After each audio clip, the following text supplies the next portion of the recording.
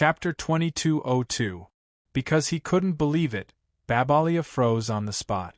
The purging knights saw the opportunity and shot the extinguisher at his thigh, knocking him to the ground. Then, several purging knights walked up and pressed him to the ground. "Sir, Babalia has fainted. Lock him up first," the leader of the purging knights ordered in a deep voice. At the same time, he waved his hand and told the other purging knights to surround Madanzo and the others in the audience. Madanzo still raised her hands in surrender. Seeing this, Senior Yulia had no choice but to raise her hands as well. She wanted to see what Senior 11 was up to. "It's over. It's over. It's really over this time." The beautiful girl Kalyana collapsed on the ground in despair. Not long after, the few of them were no longer under control and were brought before the real Count Decria. The young man in luxurious clothes. Count Decria was rubbing the wound on his forehead that was wrapped in bandages. His head was lowered and his anger couldn't be seen. At this moment, a yell sounded from the stage. "Get out! Don't move!" They saw a group of purge knights holding Annihilator and driving out the people of the fantasy circus troupe.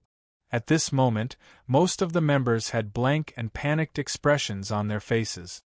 Among the members of the circus, there was a man wearing a white cloak and a mask. He walked together with Mr. Chintian. Senior Yulia blinked her eyes. "This masked guy seems to be Captain J?"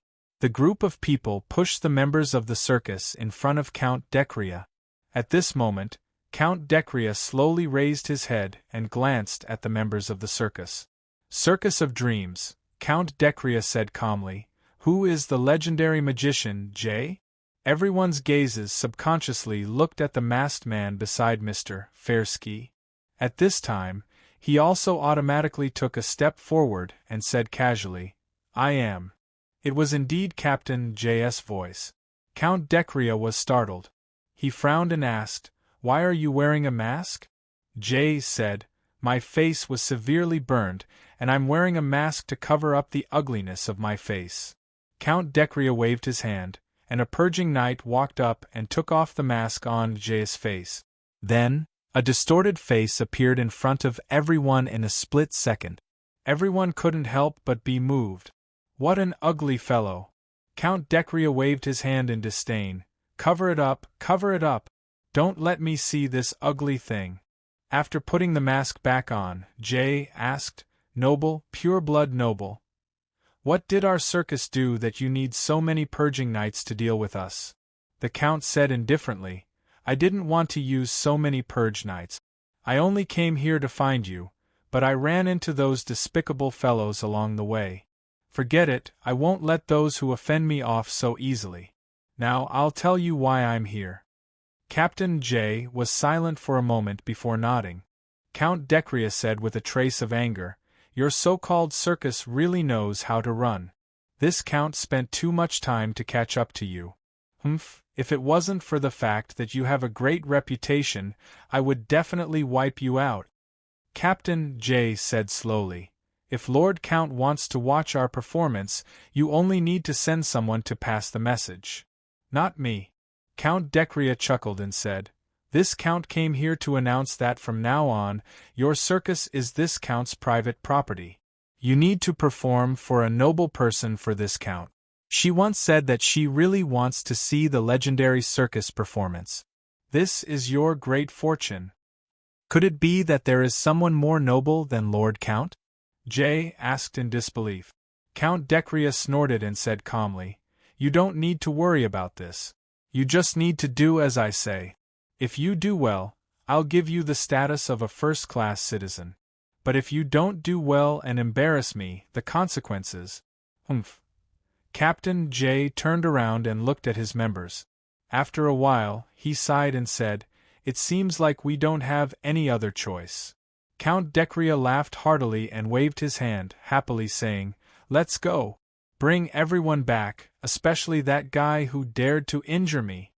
When they were brought out of the tent, they saw a huge object slowly descending from the night sky.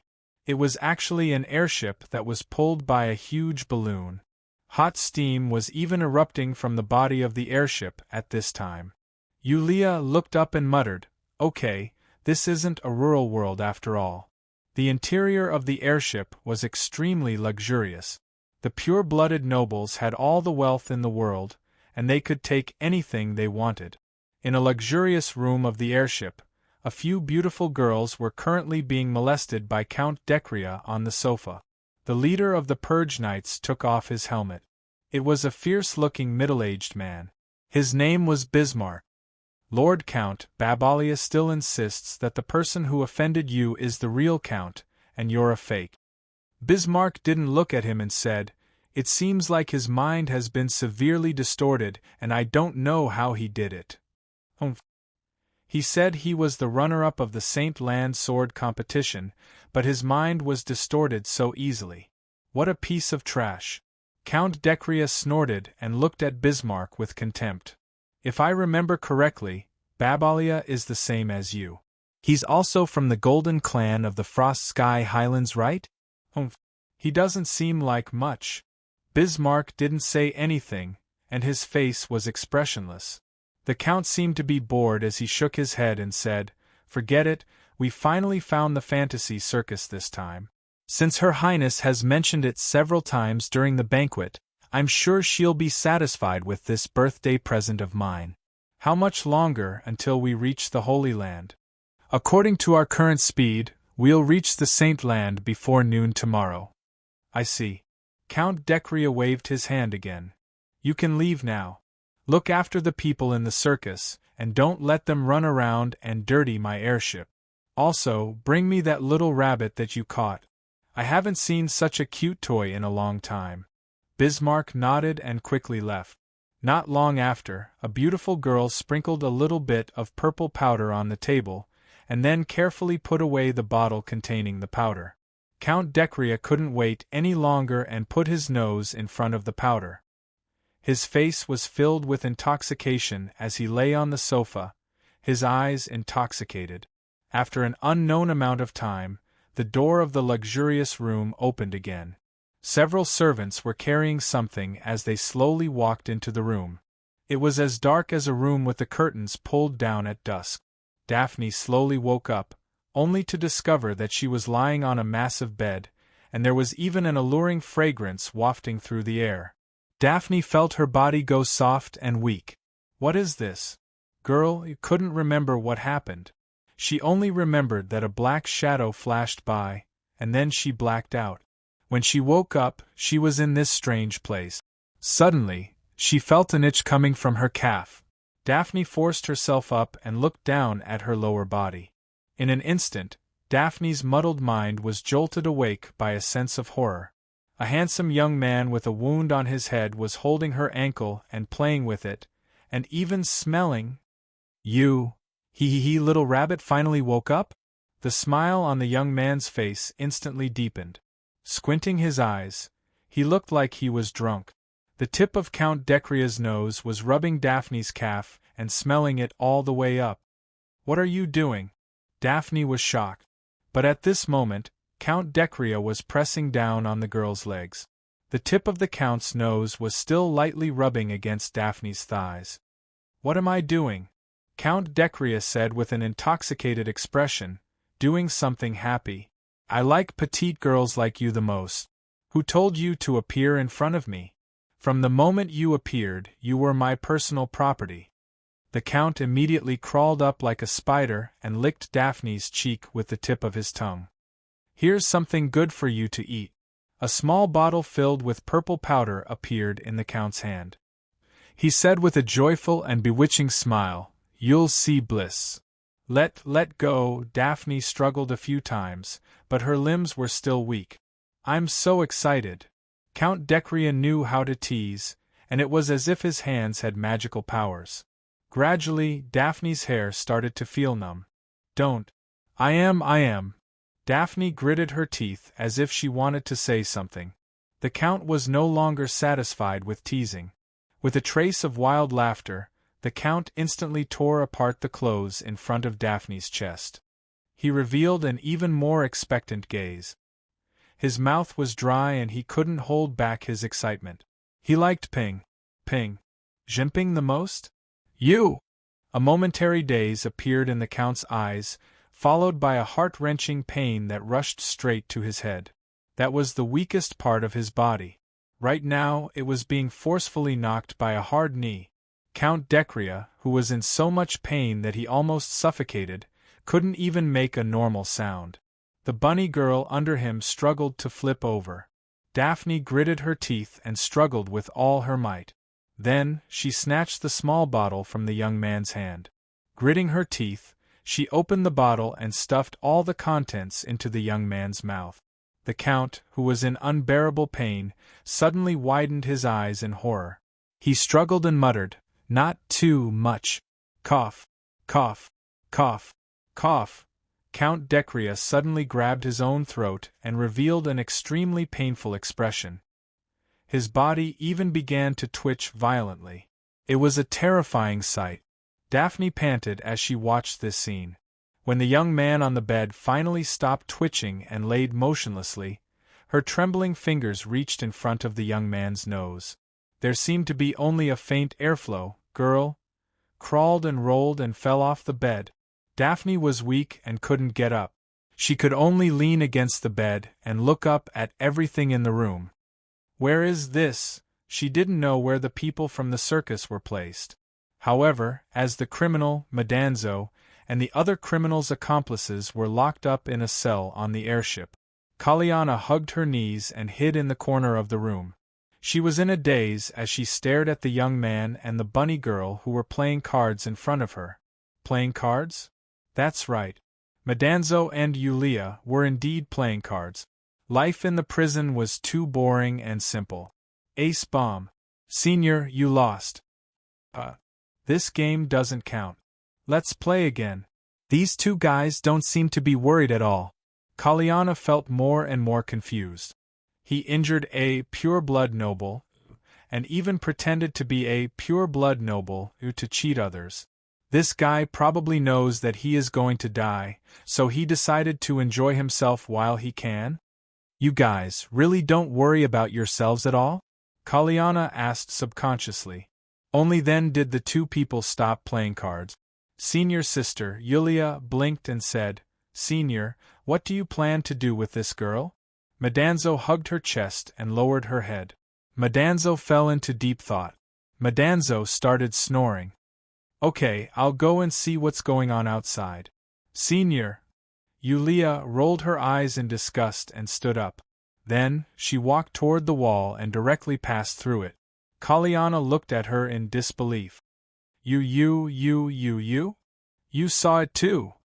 Yulia, who had half of her body stuck in the wall, said with a smile, "Everyone knows that I perform in the circus, so it's normal for me to know one or two magic tricks, right? See you later. Bye-bye." Ha! Kaliana rubbed her eyes subconsciously. After confirming that the bunny girl was really not in the cell, she suddenly stood up and exclaimed, "Could it be the legendary Shadow Elf?" Madanzo suddenly raised her head. "Shadow? Didn't you fall asleep?" As the leader of the circus, Jay was given preferential treatment. Maybe it was because he found a connection with the circus. The Count, who was in a good mood, generously gave Jay a private room. But before arriving at the destination, he couldn't go out. It was considered house arrest. "Mr. J, I'm sorry. The Count ordered that you can't leave this room before arriving at the Holy Land." A female purge knight who was guarding the door extended her hand and stopped the leader of J, who was about to leave the room. "We're already in the sky now." J's voice had a hint of a smile. "The scenery outside should be quite good. I want to go out and take a look. Can't I? Please go back to the room. Don't make it difficult for me," the purge knight said calmly. Jay raised his hands slightly. One of his hands was clenched into a fist, and the other hand was pulling something out of his fist. It was a bright red rose. The purge knight was expressionless. Jay shook his head gently and bit the rose in his hand. Then, he slowly pulled something out of his fist. This time, the purge knight froze for a moment. Then, she was shocked and said with a trembling voice, This is Jay suddenly snapped his fingers, and the Purge Knight fell to the ground, motionless. The Purge Knight smiled, took the rose from his mouth, and slowly placed it on the Purge Knight. He said softly, "Sweet dreams, Mississippi." Chapter 2203. Kaliana was actually a girl with a pretty good heart. Even though she was in a predicament at this time, she didn't blame Metatro, who was the instigator. In fact, she was mainly frightened by the bunny girl's ability to pass through walls. A special elf that disappeared after the mythological war? Madanzo muttered thoughtfully. Yes, I have only heard of the legend of the Shadow Elves. Legend has it that the most glorious deed of the Shadow Elves' hero was that he almost succeeded in assassinating the founder, Emperor Califar. At this time, Kaliana's eyes seemed to be twinkling with little stars. That is a superhero that almost reversed the ending of history. Even today, it is said that in some hidden tribes, they are still worshipping this superhero of the Shadow Group, and they respectfully call him Emperor Kai. Yulia is not a shadow elf. Madanzo instantly shattered Kaliana's fantasy. The girl could not help but be stunned. Madanzo shrugged, patted the dust on her pants, and stretched. It's about time. What time? Kaliana asked subconsciously. Madanzo showed a harmless smile. It's time to eat. At this moment, the door of the cell suddenly opened, and a Purge Knight flew directly in. After the Purge Knight fell to the ground, he stopped moving. At the same time, a figure slowly walked into the cell. At the same time, the girl Kaliana's face was full of disbelief. The person who appeared was Babalia. "Young master, I'm sorry I'm late." Babalia, whose face was slightly pale, quickly said, "Those Purge Knights outside are a little annoying." "How's your injury?" Madanzo asked casually. Babalia said expressionlessly, "I avoided the vital parts, and my right hand is not injured. I can still hold the sword. Those people outside said that I am a fake." Madanzo suddenly said, "Even I admitted it at that time. Why are you still looking for me?" "Young master." Babalia looked a little excited. "I've followed you for so many years. How could I not know who you are? Yes, those Purge Knights are real. This airship is also real. But that guy who framed you is not necessarily the same. That damned guy. He must have used some despicable method. Humph, young master, you have a lot of enemies in the Holy Land. These years, the infighting between the nobles has become more and more intense, but they have always been restrained. I don't know which family that guy belongs to, but this time he has obviously crossed the line."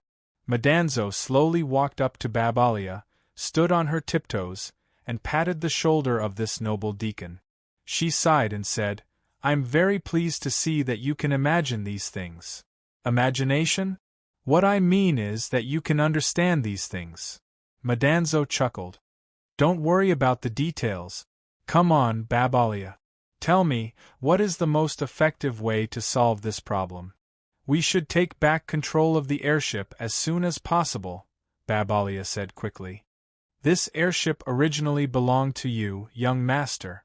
We are very clear about the internal structure of the airship. If we fight indoors, it will be very advantageous for us. Although there are many Purge Knights, not all of them are gathered together. It is best to defeat them one by one." "Babalia, you are very reliable." Madanzo simply waved her hand. "Then let's move." Babalia nodded and instantly entered a state of murderous intent. He directly walked out of the cell. Kaliana hesitated and came to Madanzo's side.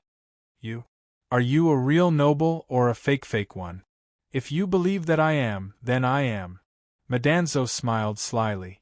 Then, she took out some weapons from the Purge Knights on the ground and stuffed a annihilator into Kaliana's hands. "Do you want to assassinate a noble too? Who knows, maybe thousands of years later, there will be descendants worshipping you." "Thank you." Kaliana rolled her eyes and directly accepted the weapon. She was unexpectedly skilled. While wearing the airship, Senior Yulia accidentally went out of the airship and almost fell from the sky. She quickly swam back and went into the airship again. At this time, she did not know where she was, but she saw two guys who looked like servants moving something in the passage. Senior instantly turned into a light mist and floated above the passage. You have to be careful. These are all rare treasures that the Count collected from various places. If you break some of them, you will lose your life. Yes, yes, yes. Thank you for your advice. I am new here. If it were not for you looking after me, I would have a hard time. For the sake of being from the same hometown, you have to be smart. Don't cause unnecessary trouble for me. Of course. I will definitely not cause trouble for you, brother. The servant said with a smile, By the way, brother, you said that the Count has such a noble status and lives in the Holy Land. What kind of rare and precious things doesn't he have? As long as he opens his mouth, the people outside will directly send the treasures to his house. Why does he have to come out and search everywhere? Is it so troublesome? You don't know this, right? The servant snorted and said, Our family's Lord Count left the Holy Land in order to do something big. Humph, if this thing is done well, I am afraid that our Count will be promoted to a higher level. So powerful. The servant quickly asked, Brother, what is it? Can you tell me? I won't tell ordinary people. The servant looked left and right, then lowered his voice and said, Don't tell anyone that it was me who told you. Of course, of course. The Count came out this time mainly to do two things. The servant's voice was even lower. First, it is mainly to prepare the gifts for the Empress banquet.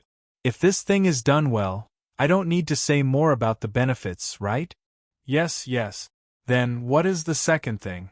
Our Count wants to become a disciple of that person. The servant said mysteriously, If he can become a disciple of that person, the Count's status will naturally rise. You understand this? That person? Which person? Tisk. The servant rolled his eyes and said resentfully, I told you to pay more attention to the situation in the Holy Land when you have nothing to do. You only know how to indulge in jigsaw puzzles every day and don't think about making progress. That person? Who else can it be? Of course it is the world prince, Lord Cicero. I see. You know this now. The servant shook his head and said directly, I don't know. I'll let you play jigsaw puzzles. I'll let you play jigsaw puzzles. I'll let you play. Brother, don't hit me, I was wrong. Cicero. Prince. Watching the servant and the servant playing and gradually walking away, Yulia floated in the same place and couldn't help but fall into contemplation. This page world also has Cicero, then will there also be Miss Gamma who appeared before? What do these people have to do with the boss? Suddenly, a mysterious figure was reflected in her sight. That was Captain J. Commander J walked carefully in the passageway.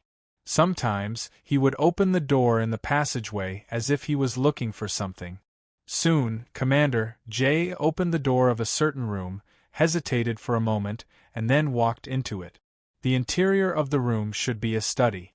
Even in the airship, which was supposed to be a convenient means of transportation, there was a luxury comparable to a palace. Captain J walked on the soft carpet at this time and silently looked at everything in the study.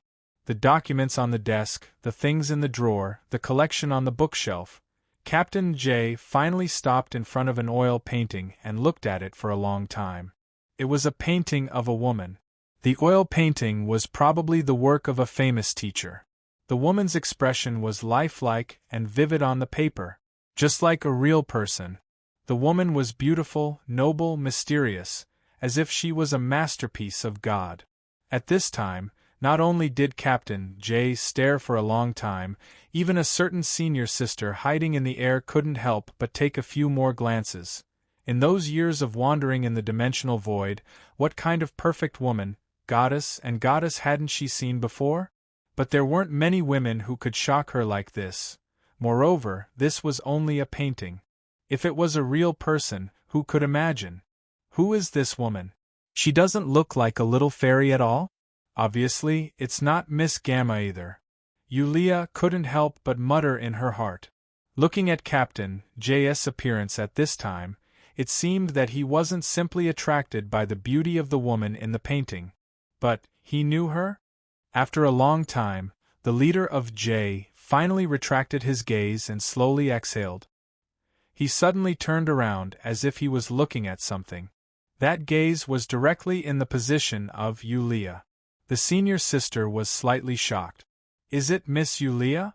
Captain J slowly said at this time, "You're here. I always feel like you're near me." At this time, the senior sister was even more surprised. She didn't know if this was a trick or if she was really discovered. She slowly emerged and asked doubtfully, "How did you find me? Is it really you?" Captain J chuckled at this time. "I'm just casually saying. Look at those storybooks. Aren't they all written like that?" The senior sister laughed twice. "Captain, it seems that you're in good condition. It seems that I was worried for nothing. Since Captain has escaped, then there's nothing for me to do." "That won't do." Captain J took a few steps closer. Even though Captain J was still holding the mask at this time, Yulia, who knew that under the mask was the boss's appearance, couldn't help but feel a little pressured at this time and subconsciously retreated. She gradually retreated to the edge of the corner. There was no way to retreat, so she could only move horizontally. However, Captain J pressed one hand on the wall and stopped her. Yulia instantly wanted to cry but had no tears. She said, You have something to say, can't you say it properly? Do you know that I might be being watched by something terrifying?" "What terrifying thing?" Captain J.'s voice was low, and his face was getting closer and closer. Yulia had already pressed her body against the wall. She even had to bend her knees to lower her body slightly. You don't have to be like this. You know, I can't resist you. I'm in a difficult situation." At this moment, Captain J moved closer. His ice-cold mask was almost touching senior sister Yulia's face. His aura was already teasing her face. His voice was low and magnetic. "Can't resist? Why can't you resist? Even so, you don't plan to resist?" While speaking, Captain J.'s finger gently poked Yulia's abdomen, and then slowly moved upwards. Yulia's body suddenly became extremely stiff, but her breathing became faster and faster. Her brain seemed to have stopped working, and her big eyes were fixed on the gradually moving finger. Mother****, why don't you try touching me instead? You really don't plan to resist? Captain J.'s voice once again crashed into Yulia's ears, crashing into her struggling heart. His fingertips were about to touch that sensitive place. Yulia closed her eyes, and the struggle on her face became even more intense. Suddenly, as if some mechanism had been activated, Yulia's mind exploded. She clenched her teeth, and fiercely grabbed the clothes in front of her chest with both hands. She tore them open and shouted as if she was going to die, "If you want to do it, then do it. Just remember to be responsible, boss." She felt a chill, but she didn't feel like she was being grabbed. Could it be because she was being looked down upon because she was too small?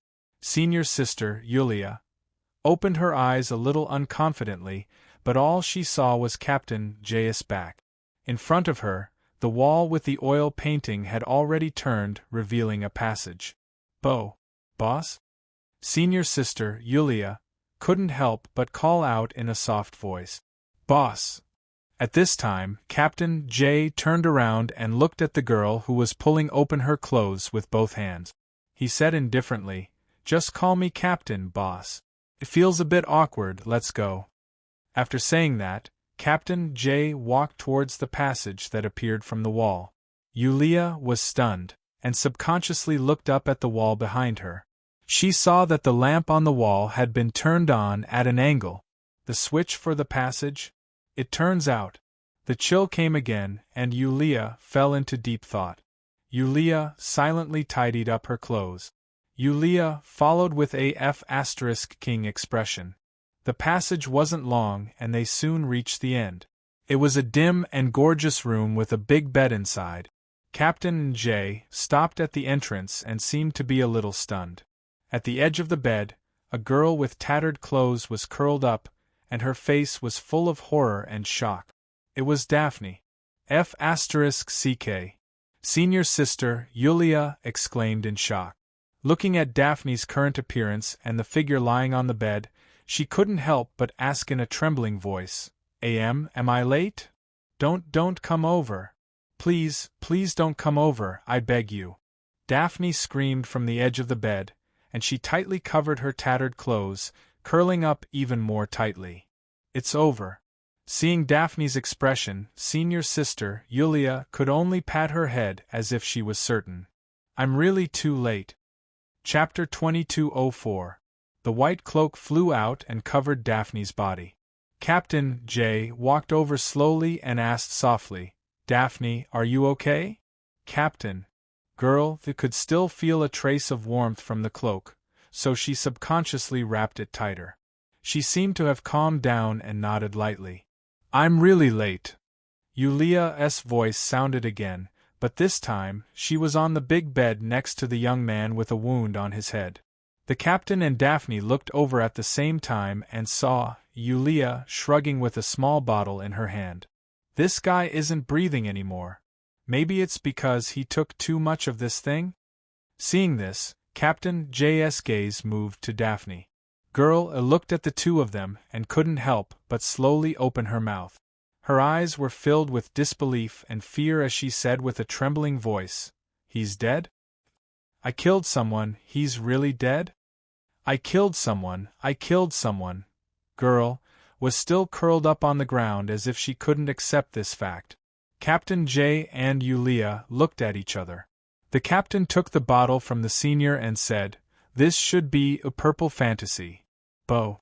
Captain, you know this thing? The senior immediately moved closer. Captain J thought for a moment and said, It's a forbidden drug that can stimulate the nerves. It's basically only circulated among the nobles. The nobles have absolute privileges, and they never lack any material things. Instead, they start to lack some mental energy, so they start to seek some other kinds of stimulation. Well, this is considered a self-inflicted disaster. Yulia waved her hand and comforted, This isn't your fault. After all, you were just protecting yourself. Daphne? Purple fantasy is very harmful, and overdosing can indeed cause death. Captain J suddenly said, But if it's only this much, it's not enough to overdose. Captain, what do you mean? Yulia's heart skipped a beat. Captain J thought about it at this time, then quickly walked to the young man's body. Soon, he found several other different small bottles from the young man's body. I'm afraid that's the real cause of death. Daphne was stunned when she saw the bottles that Captain J had found. Did this guy really kill himself by randomly popping pills? Yulia blinked her eyes. No, it shouldn't be enough to kill me, but if there's a sudden increase in a certain amount, it might cause an irreversible chain reaction. It wasn't me. Daphne lowered her head and murmured something. She seemed to have relaxed a little. But it was still manslaughter. Don't think about it. Yulia slapped Daphne's head hard.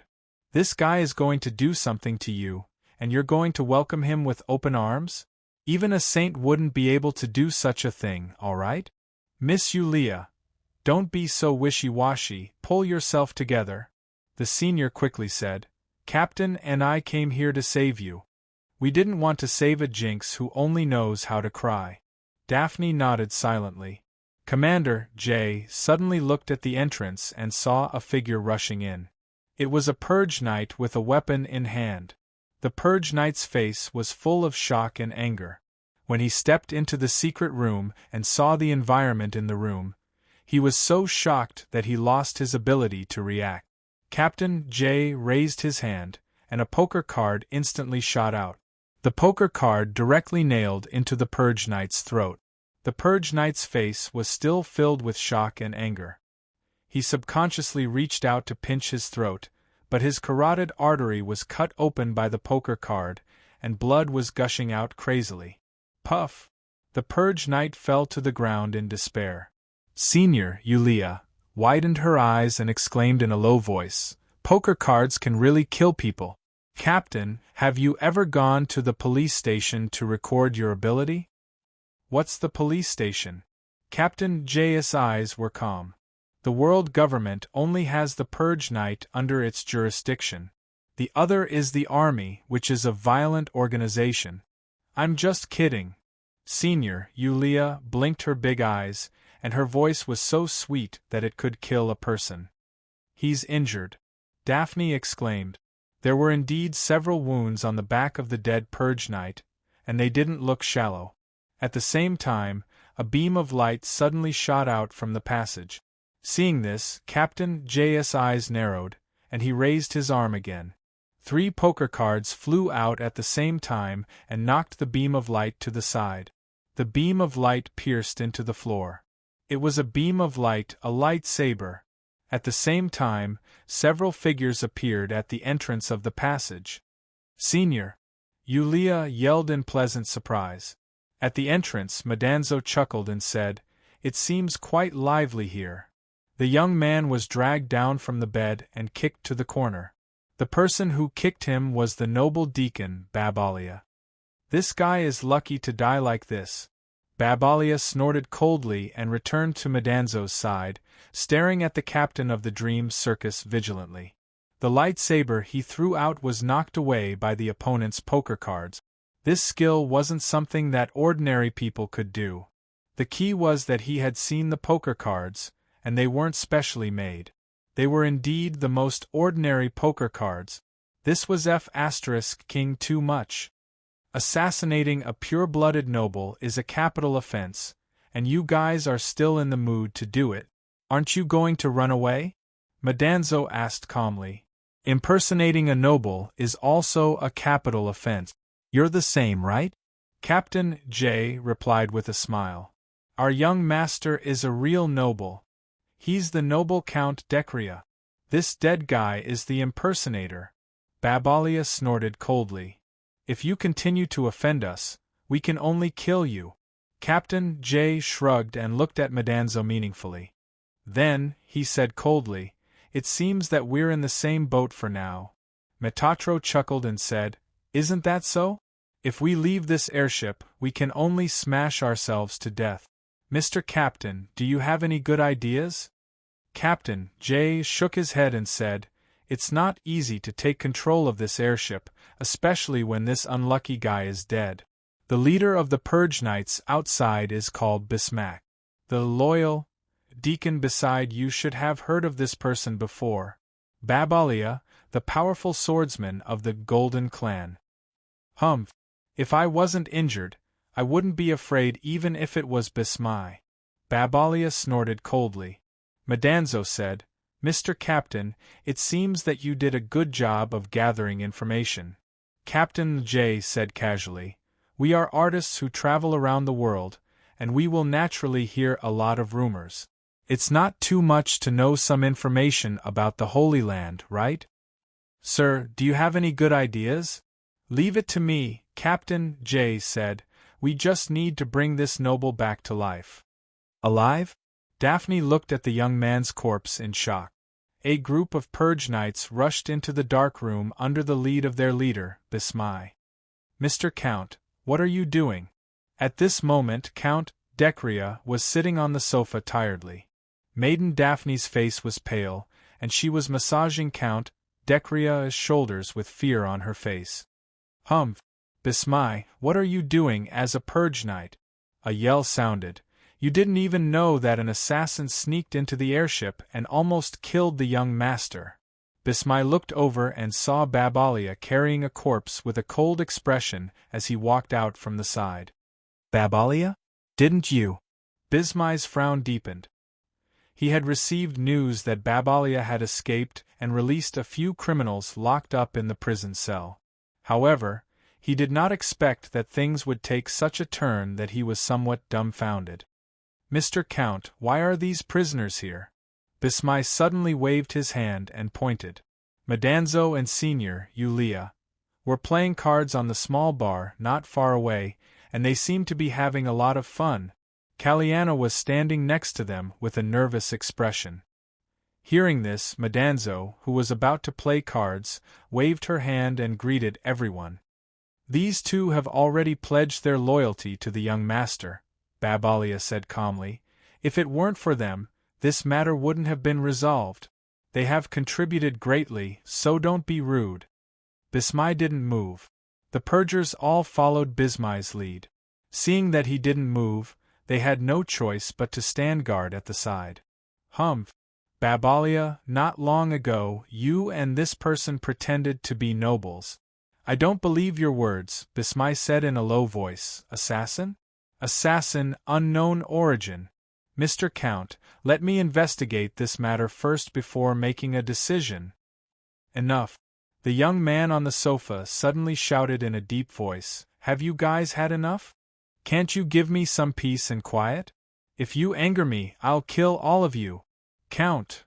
Bismarck took a step forward and called out. "Bismai! How dare you?"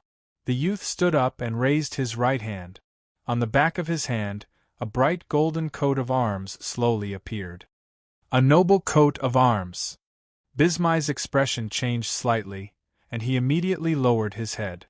A person could be fake, but a noble coat of arms couldn't be faked. It had more credibility than a noble coat of arms. Bismai lowered his head, and the purge knights behind him could only kneel down in fear. The youth took a deep breath, as if suppressing the anger in his heart. "Babalia, deal with this matter properly after you go out. Get out of here. The rest of you, stay and serve me." "Commander Bismai, shall we go?" Babalia had already arrived in front of Bismai and said indifferently. "This subordinate shall take his leave." Bismai gritted his teeth and replied in a low voice. The dark room was no longer dark, instead, it was quite bright. Madanzo came in front of the youth curiously and carefully looked at his face.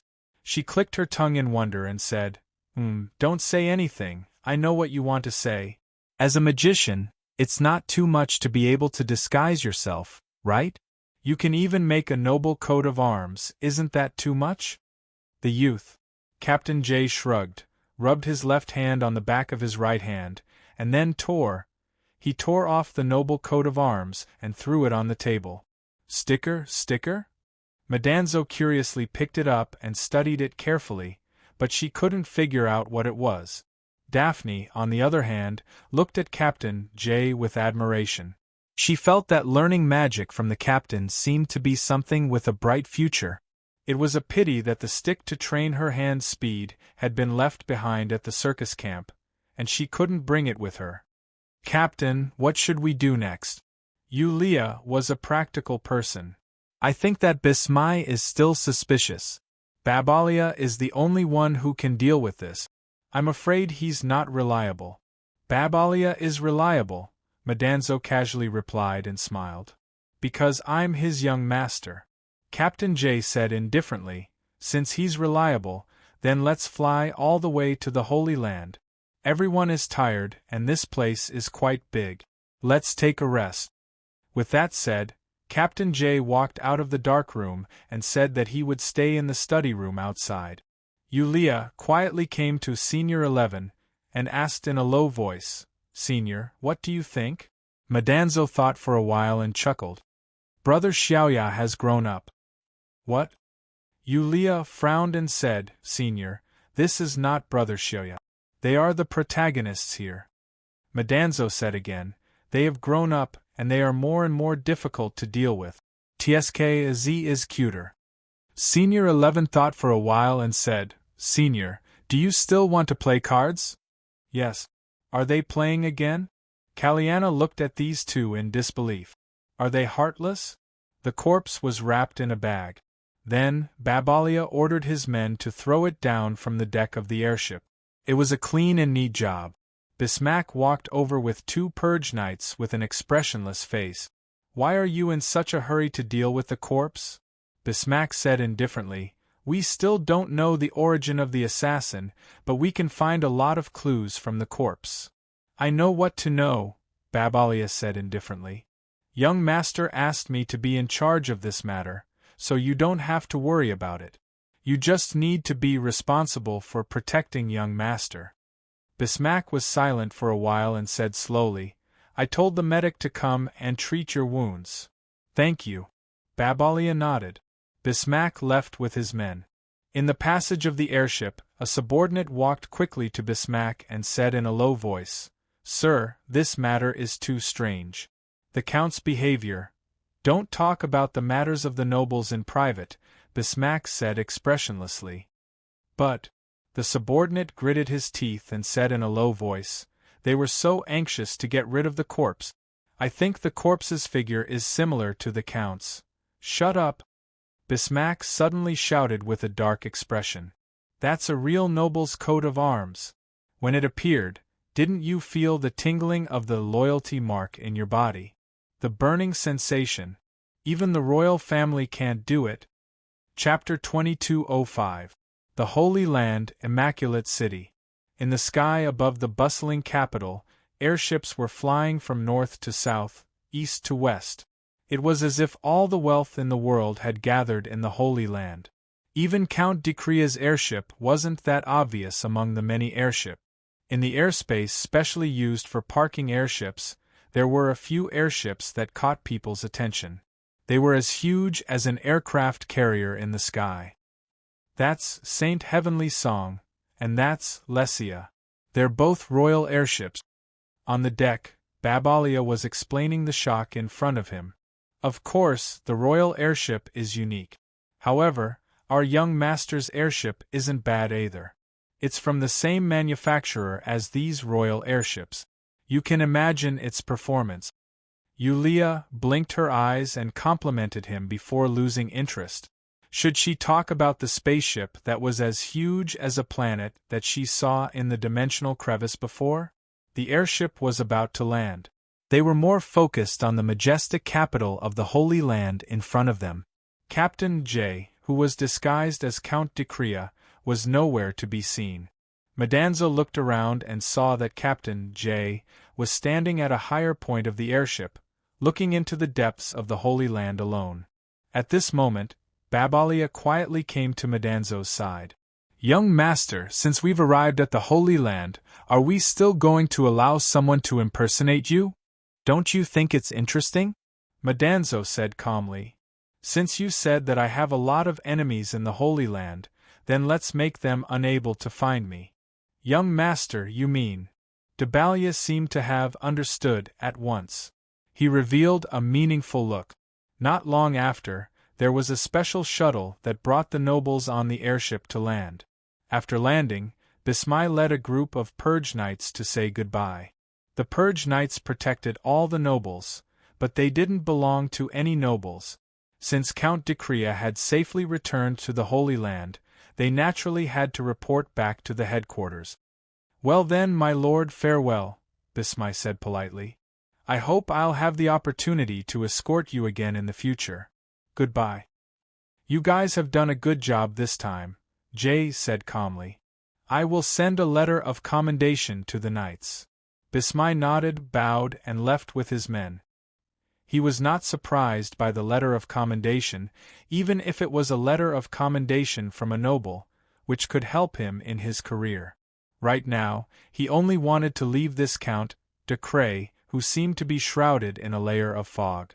At this time, an extended version of a carriage slowly drove in front of everyone. This was the carriage that Babalia had told the ground to prepare before they landed. Young master, let's go home first. Babalia whispered into Madanzo's ear. Get ready, we don't have much time left. As for the people from the fantasy circus, they were being picked up by another group of servants.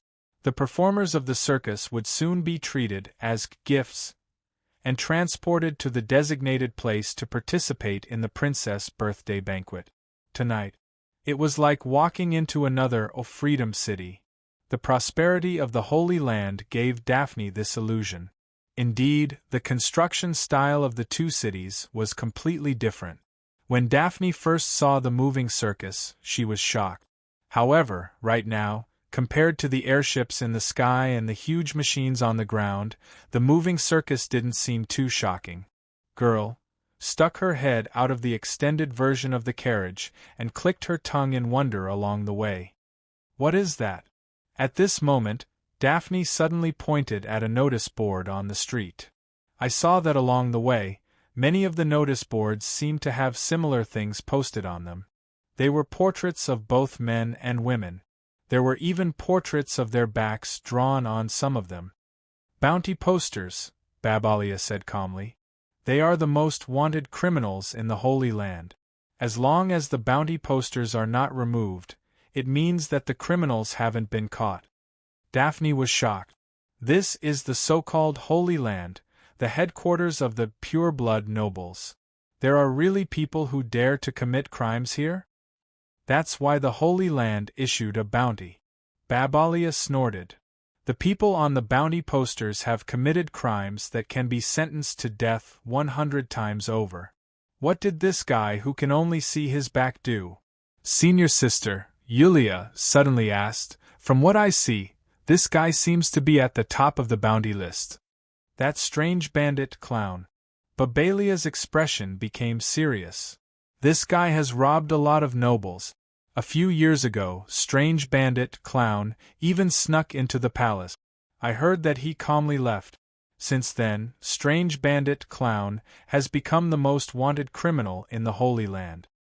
Hearing this, Senior Yulia couldn't help but take a few more glances at the poster.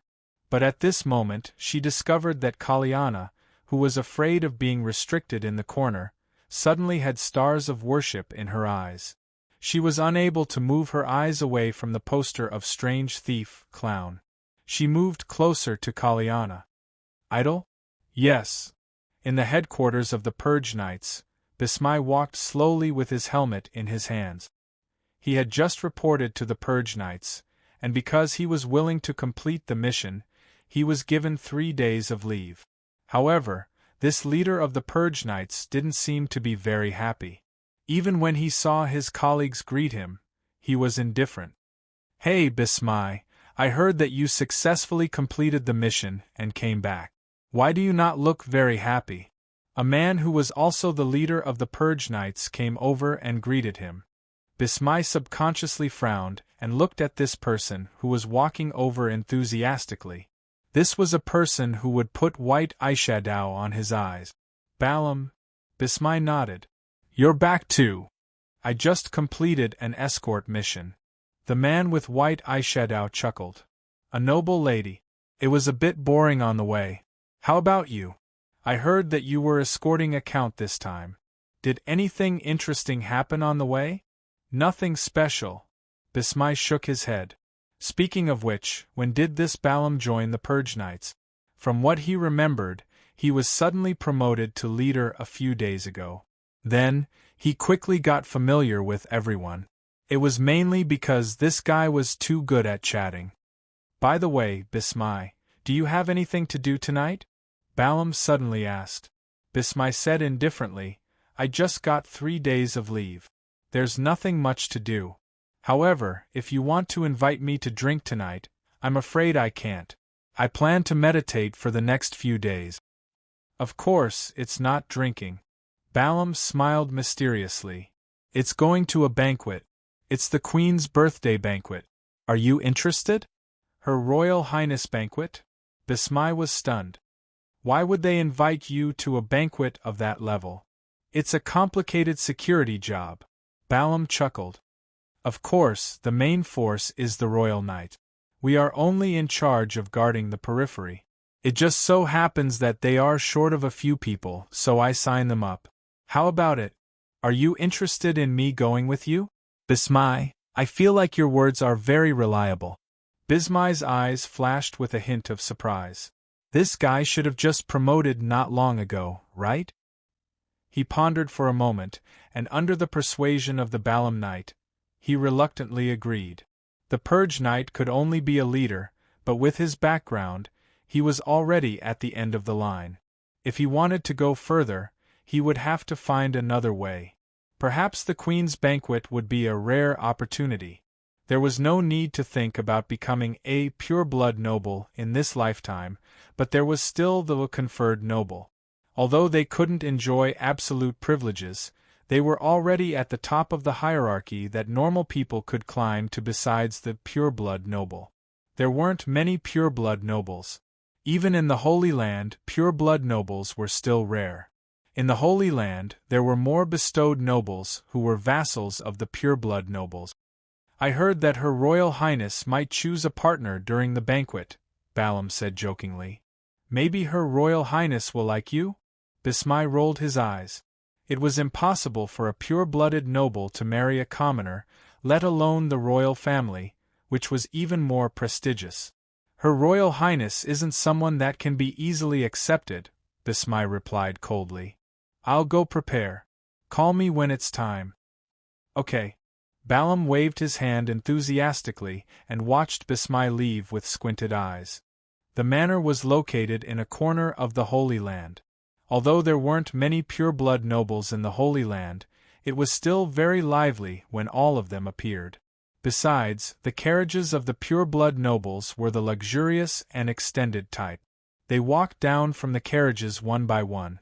It was obvious that they had put in a lot of effort into dressing up. However, Count Dicrea seemed to have a lot of people with him tonight. "Captain J is fine, but the others?" Babalia muttered in dissatisfaction beside Madanzo's ears. "Young master, you're too lenient with these people." Madanzo was a little annoyed by his tiring words. She said calmly, "Are you teaching me how to do things?" Babalia's expression changed slightly. He lowered his head and didn't say anything. Madanzo said, "Don't you think that he's very suitable for this kind of occasion?" She was talking about Captain J, who was pretending to be Count Dicrea. At this moment, the captain was walking calmly in the banquet hall.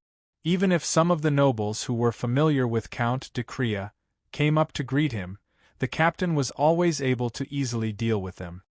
Indeed, if I didn't know that he was, I would have thought that he was a real count. Babalia nodded helplessly. Madanzo suddenly said, "But he's still an impostor. He has to have someone by his side to remind him. Babalia, keep an eye on him. I'll be back soon." "Young master?" Babalia was shocked. But Madanzo was nowhere to be seen. There were so many people in the banquet hall. How could he see her? Not only was Madanzo missing, but Yulia was also nowhere to be found. Only Kaliana and Daphne were following Count Dicrea obediently. The Count only had 2 female companions by his side. As a deacon, it was a normal arrangement. It wasn't that eye-catching. "Where are the people from the circus arranged?" Captain J suddenly asked. Babalia said calmly, "As a gift, of course, it's placed in the place where the gift should be placed. Later, you just need to present it to Her Royal Highness at an appropriate time. Remember, don't cause any trouble for the young master, or else." Count Dicrea was looking behind Babalia. Babalia subconsciously looked back. It was as if a star had appeared in the crowd. Everyone looked sideways. "It's His Royal Highness Cicero." Babalia was shocked. But Captain J had already forgotten about the Star Prince and was walking towards him. Babalia subconsciously wanted to stop him, but it was too late. "You really eat wherever you go, huh?" Madanzo looked up. Senior Yulia was floating above with a plate full of food in her hand. Senior naturally had her reasons. "If I don't eat more now, when I'm hungry later, no one will care if I've eaten or not. The audience will only care about the protagonist. For a 5th or 6th tier supporting character like me, no one will care if I find the toilet or not, even if my stomach hurts." Using the opportunity of holding half of the Book of Gaia, for a short time, they knew that everything in the page world would be shown to the residents of the City of Freedom through the eyes of the people who were placed in the page world. Of course, the world seen through the eyes of the characters had its own limitations. For example, if the residents of the City of Freedom chose Celia's perspective, it would be difficult for them to know what Madanzo was doing behind their back. "There should be a lot of people who chose Yulia, right?" If I can win all the way, I'll be giving them hope, right? Someone's coming. In the corridor, a few pretty maids were holding their skirts and walking quickly. They seemed to be discussing, looking for something. We haven't found anything here. It's already so late. Where did Her Highness go? She hasn't changed her clothes yet. The banquet is about to start. We can't let the guests wait. Should we ask the chief steward to arrange some activities to liven things up? It seems to be already arranged. Let's go over there and look. Hey! Where did Angelica and Lisa go? I'm so worried. The maids ran off into the distance. Madanzo jumped down from Yulia's back and rubbed her chin. Her Highness Angelique? It doesn't feel like little ya. Could it be that I'm wrong? Say senior. Senior sister, Yulia suddenly exclaimed in a low voice. She reached out and pointed at a corner of the courtyard. Quick, quick, quick, look. It's that guy. Madanzo instinctively looked over. In a corner of the courtyard, a young man with long silver hair was sitting leisurely on the roof of the pavilion. It was the silver-haired young man who emerged from the body of the Wraith Emperor Kaz in the Wraith realm after being blown apart. At this moment, the silver-haired young man on the roof of the pavilion seemed to have sensed something. He lowered his head and his gaze met with Madanzo and her senior. Instantly, the silver-haired young man jumped down from the pavilion and walked toward the two of them. Chapter 2206. The first time they saw the silver-haired young man was in the Wraith Realm's book page, but at the time, Madanzo and Yulia weren't at the center of the scene.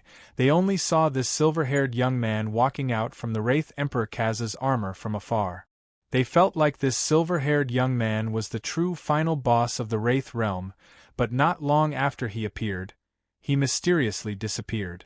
Both Madanzo and Yulia couldn't figure out the silver-haired young man's background. Could he be a book page character like Kaz, Qingtian, or perhaps Gamma, or perhaps something else? Which family are you from? Finally, the silver-haired young man walked in front of them and asked with an easygoing tone, "Why did you come here?" To find a washroom." Yulia quickly answered, "I couldn't find it." "So that's how it was," the silver-haired young man smiled. "And here I thought you were planning something. The washroom is over there, thank you." Madanzo nodded, then gestured for Yulia to leave with her. This silver-haired young man wasn't easy to deal with. "Wait a minute," the silver-haired young man asked again.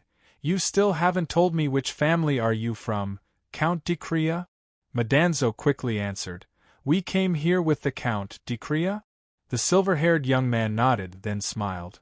"It's fine, you can go now. Return to Count Decrea's side and send my regards. May I ask how we should address you?" Yulia was surprised. "You don't know who I am?" the silver-haired young man asked in surprise. Yulia smiled apologetically. "We know that you must be someone of noble status," the silver-haired youth chuckled.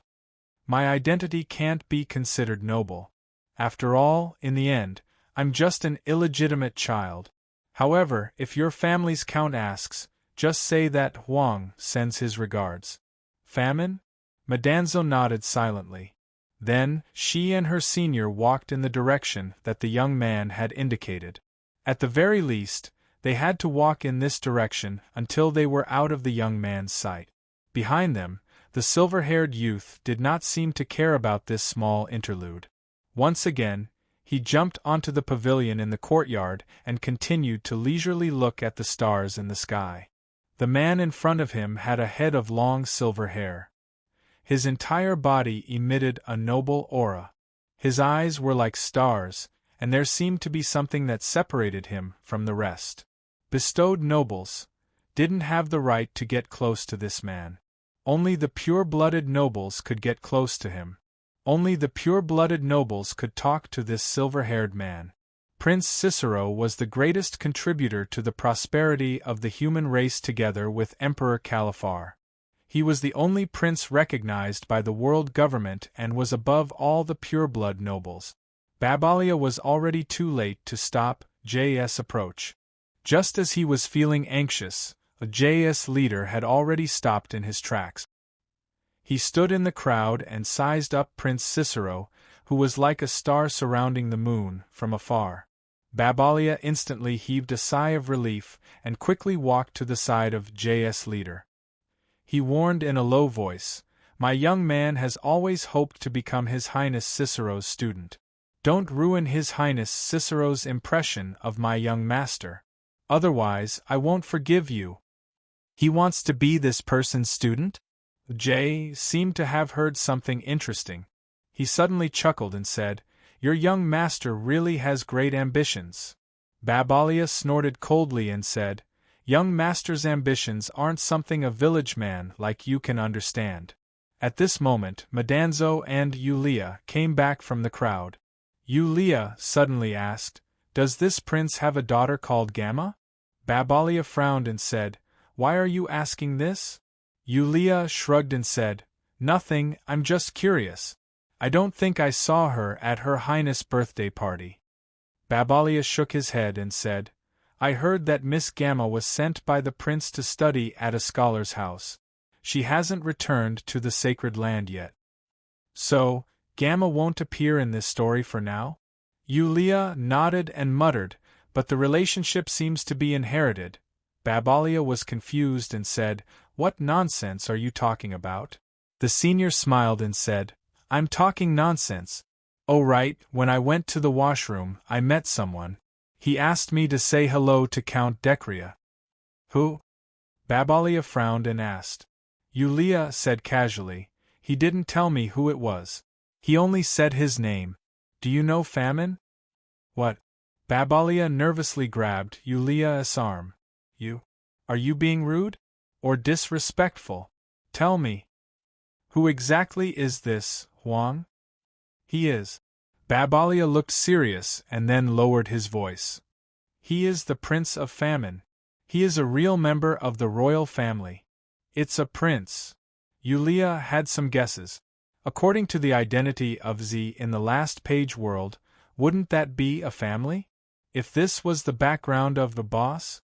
"Young master, we missed a good opportunity." Babalia whispered in Metatro's ear, "If I knew that we could meet Prince Desolate, we would have gone to the courtyard.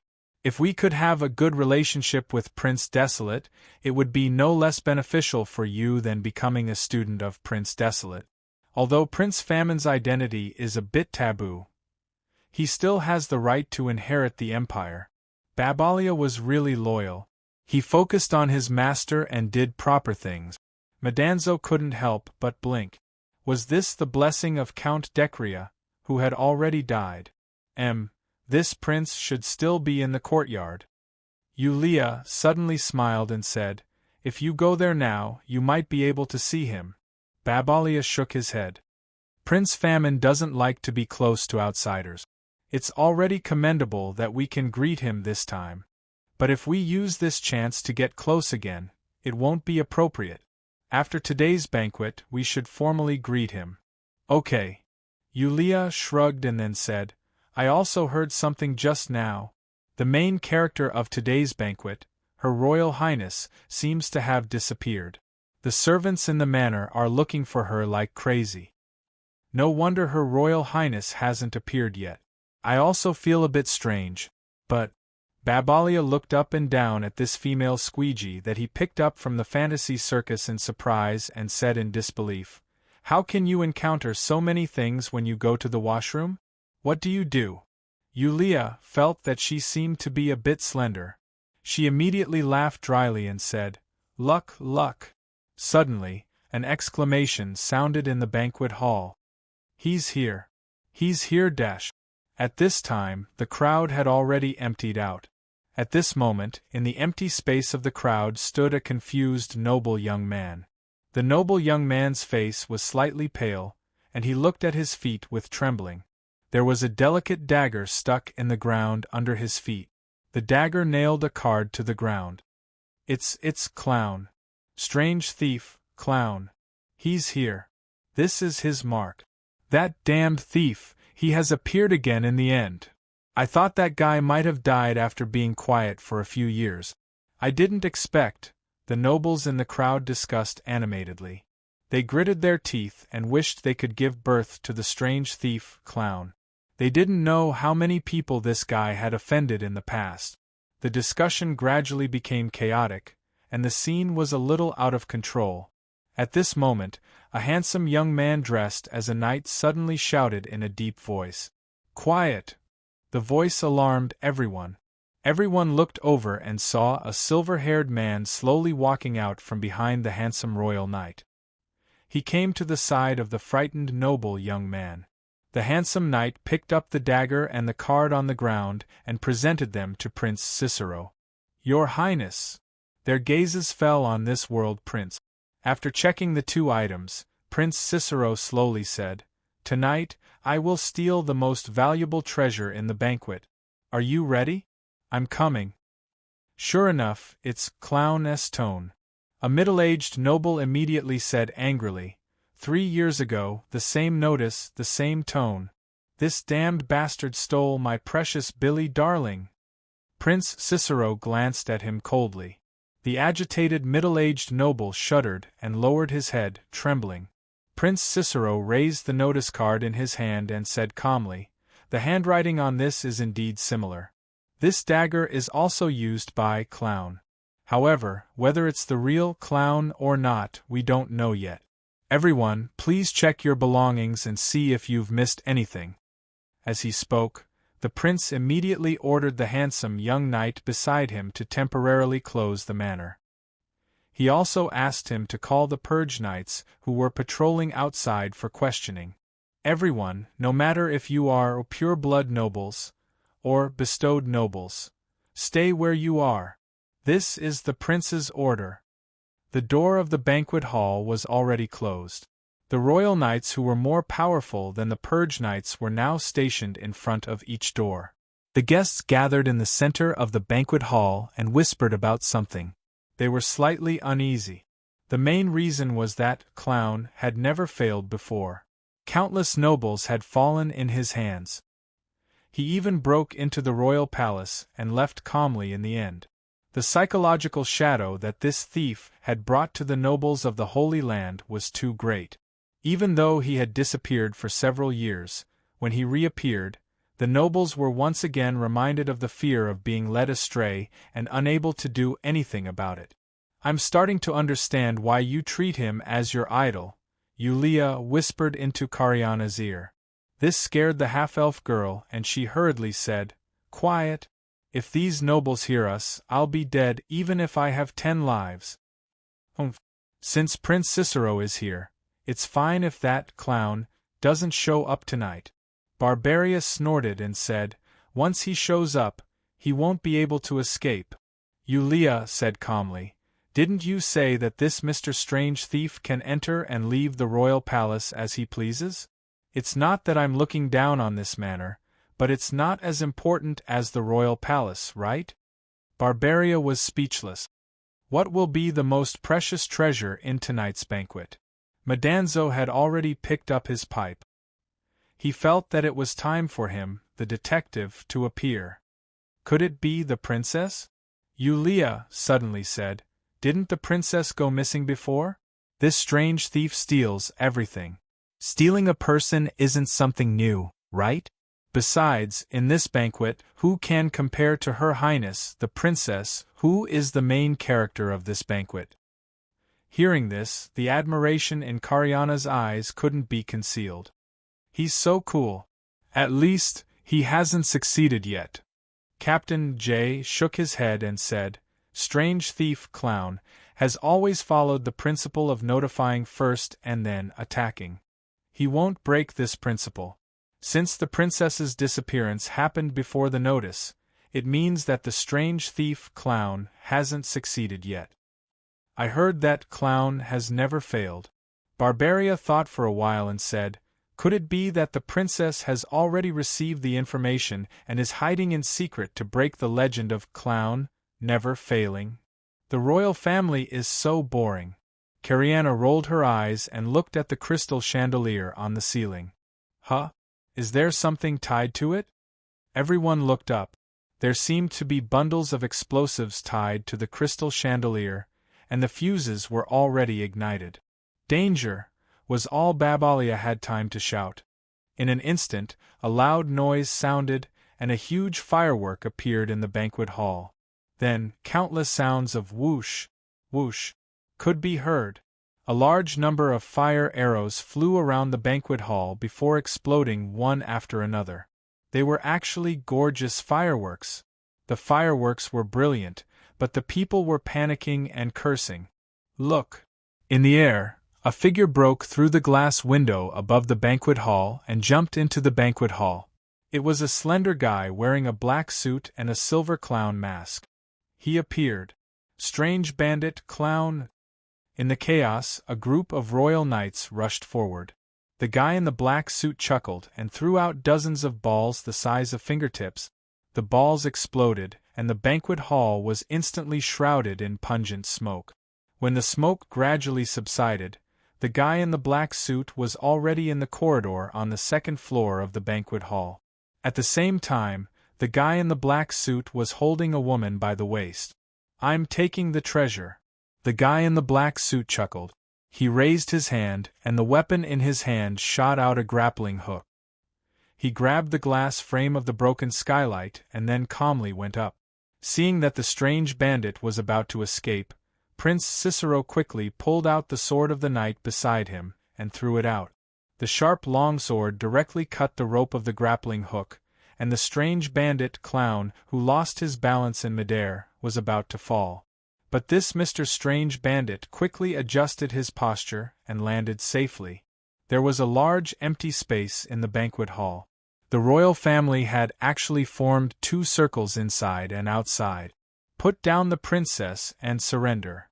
The handsome young knight shouted at this time, "You can't escape." "You want it? Then I'll give it to you." The guy in the black suit chuckled and threw the woman in his hand out without saying anything. The young man was shocked and hurriedly shouted, "Catch Her Highness!" He quickly adjusted his position and finally caught the woman in his hand. He looked down and said, "Your Highness, you're not frightened. She's not Her Highness."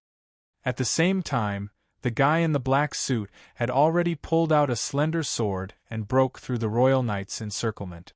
This Mr. Strange Bandit quickly broke through the royal knight's encirclement and jumped into the crowd of guests. He also released some fireworks that could spin rapidly on the ground, scaring the crowd into chaos. "Catch him!" The young knight was furious.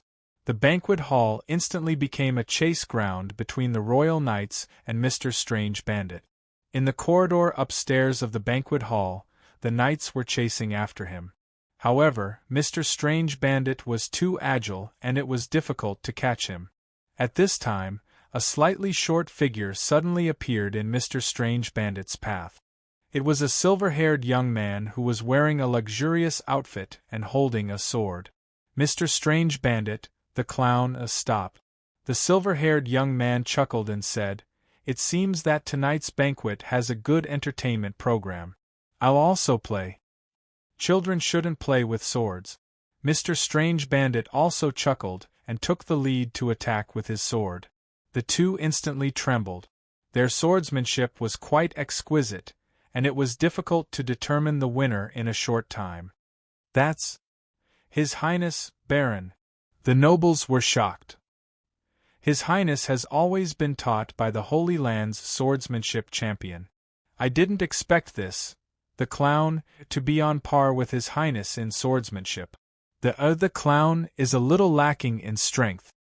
He's no match for His Highness." It seemed to be a noble who had some research on swordsmanship.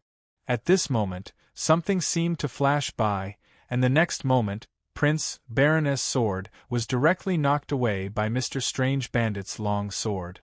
Prince Baron looked suspiciously at his hand that was holding the sword. When the sword was knocked away, his hand was slightly numb from the shock.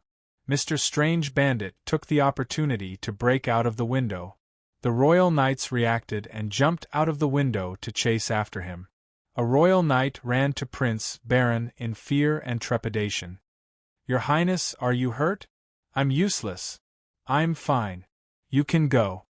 Prince Baron shook his head. "Don't let him escape. If we can't catch him, it won't be fun." The royal knight froze for a moment, then nodded quickly and jumped out of the window resolutely. Prince Baron smiled and walked to the side.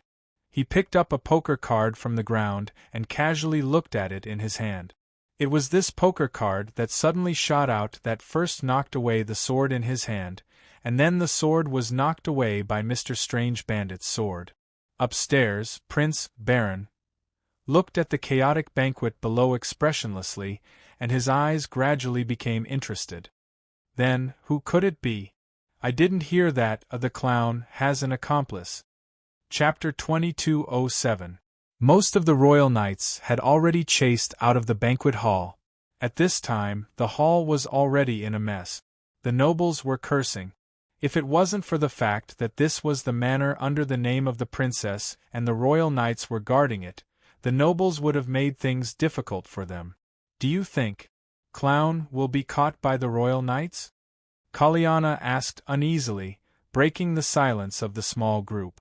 But no one responded to her question, so Kaliana could only stand aside awkwardly. At this time, the leader of J was leaning against the corner of the banquet hall with his head lowered, as if he was thinking about something. At this time, Yulia quietly walked over and touched the face of J, the face that was disguised as Count Decria. "What do you want to do?" The leader suddenly raised his head and asked. "Your face is dirty. Why don't you wipe it?" Senior sister Yulia said quickly. At this time, J's leader chuckled and said, "Why? Do you want to see if I'm the original J? I've been with you all the way here." "How can that be?" Yulia immediately rubbed her hands and then leaned against the wall. She stood side by side with the leader and whispered, "Leader, why did you save that strange bandit just now?" It was clear that no one had noticed the poker card. The leader was not surprised that he was discovered and said indifferently, "I didn't save that guy in black." "Not to save him?"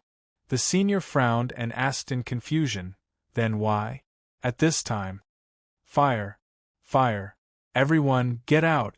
There were exclamations. At this time, the fire had begun to spread in the banquet hall. The released fireworks had finally ignited the surrounding fabric.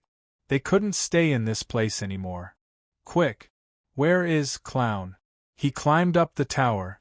This time, he won't be able to escape." At this time, the royal knights sent people to completely surround the bottom of the tower. At the same time, a group of knights directly rushed into the tower. The thief in the black suit fought with the royal knights all the way to the top of the tower. In the end, the thief in the black suit had already reached the top of the tower, and there was no way for him to escape. "Prepare the annihilator!"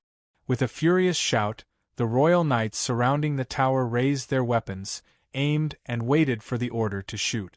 The noble guests had already escaped from the burning banquet hall. At this time, they had also come to the periphery of the tower, watching this exciting siege from afar. This was much more exciting than the games that the nobles usually played. "Surrender, you can't escape!" The leader of the royal knights shouted loudly. "Are you going to be killed by us on the spot, or are you going to surrender obediently and accept your trial?" On top of the tower, a thief in a black suit looked down at the crowd below. He suddenly chuckled. "Tonight's most precious treasure I've already stolen. Guess what I've taken?" "He has already stolen it? He doesn't have anything in his hand. Don't listen to his nonsense. This is just a bluff to disturb our judgment." "That's right. The strange thief, Clown, has always been extremely cunning.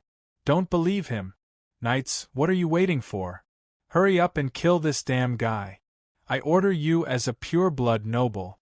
The royal knights naturally did not have to obey the orders of the pure-blood nobles, but when there were too many nobles, it was difficult for them to withstand the pressure of the nobles. Moreover, they could indeed shoot in this situation. The handsome royal knight gritted his teeth, waved his arm, and shouted in a deep voice, "Shoot! Stop!" A figure walked out of the crowd. Seeing this, the royal knights lowered the weapons in their hands, because the person who came was Cicero, His Highness the Prince. He could always be the focus of the crowd. At this moment, he walked straight to the bottom of the tower and waved his hand to dismiss the royal knights surrounding him. "Your Highness?"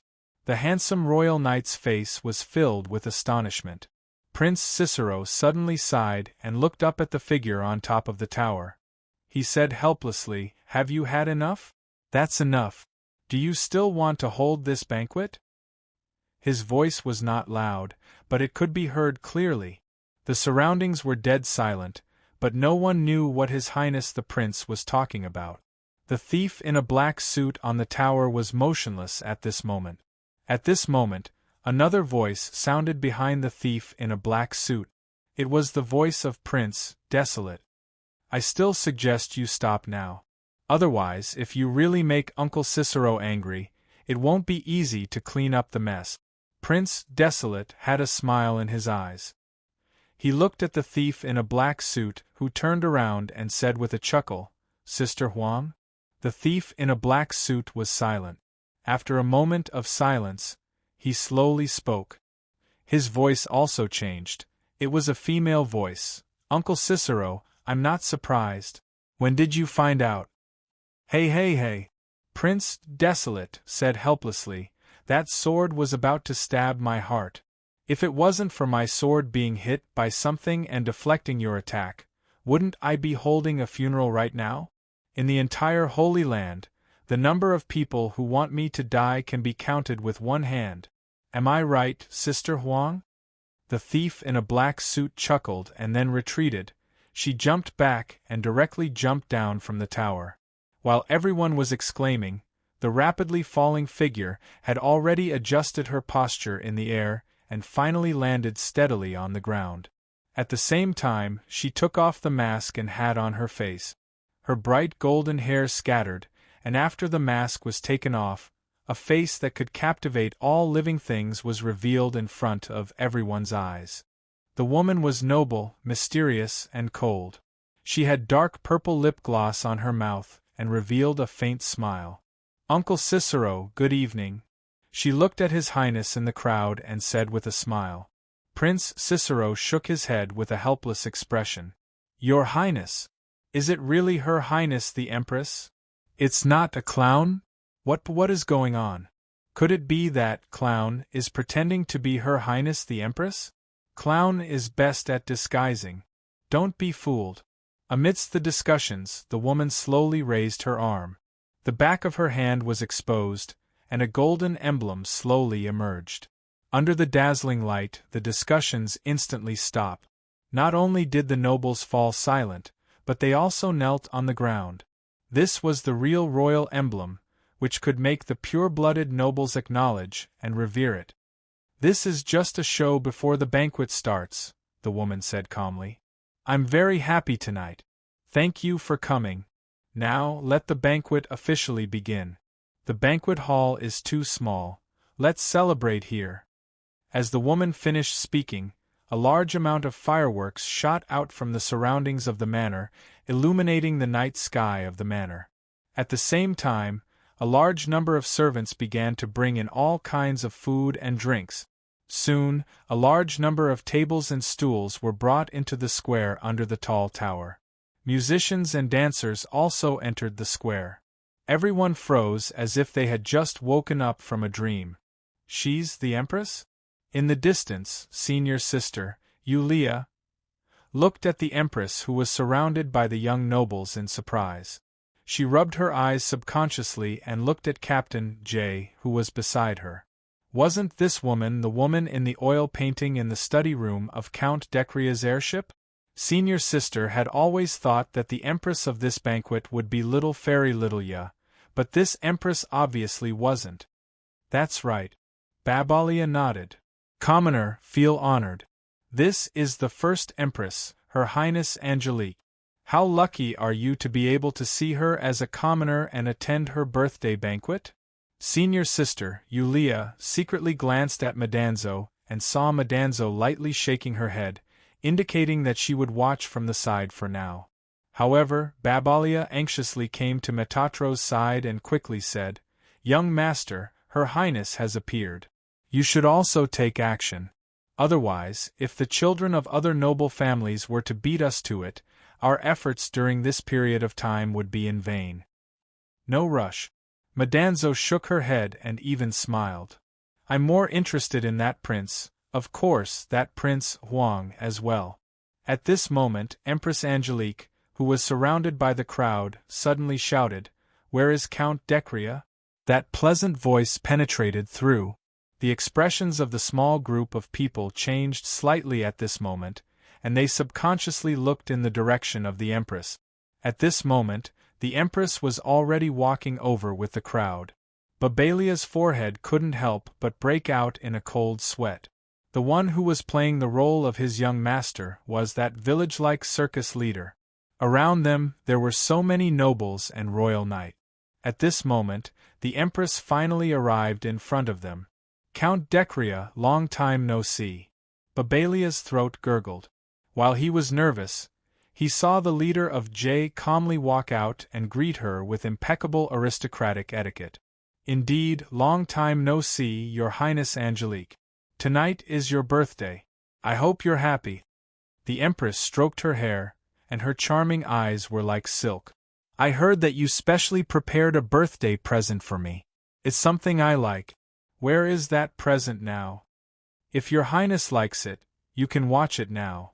Count Decria smiled and said, "It's the performance of the fantasy circus." "That's great." The Empress smiled. "I'm looking forward to this joy. It's a pity that I don't plan to share this joy with others. Let's leave the circus for now. Decria, thank you for this present. I'm really happy. You, come with me. Tell me, how did you find this circus that's hard to track?" Jealous gazes were cast from all around, but they didn't dare to say anything. They could only stare angrily at this Count Decria who was in the limelight.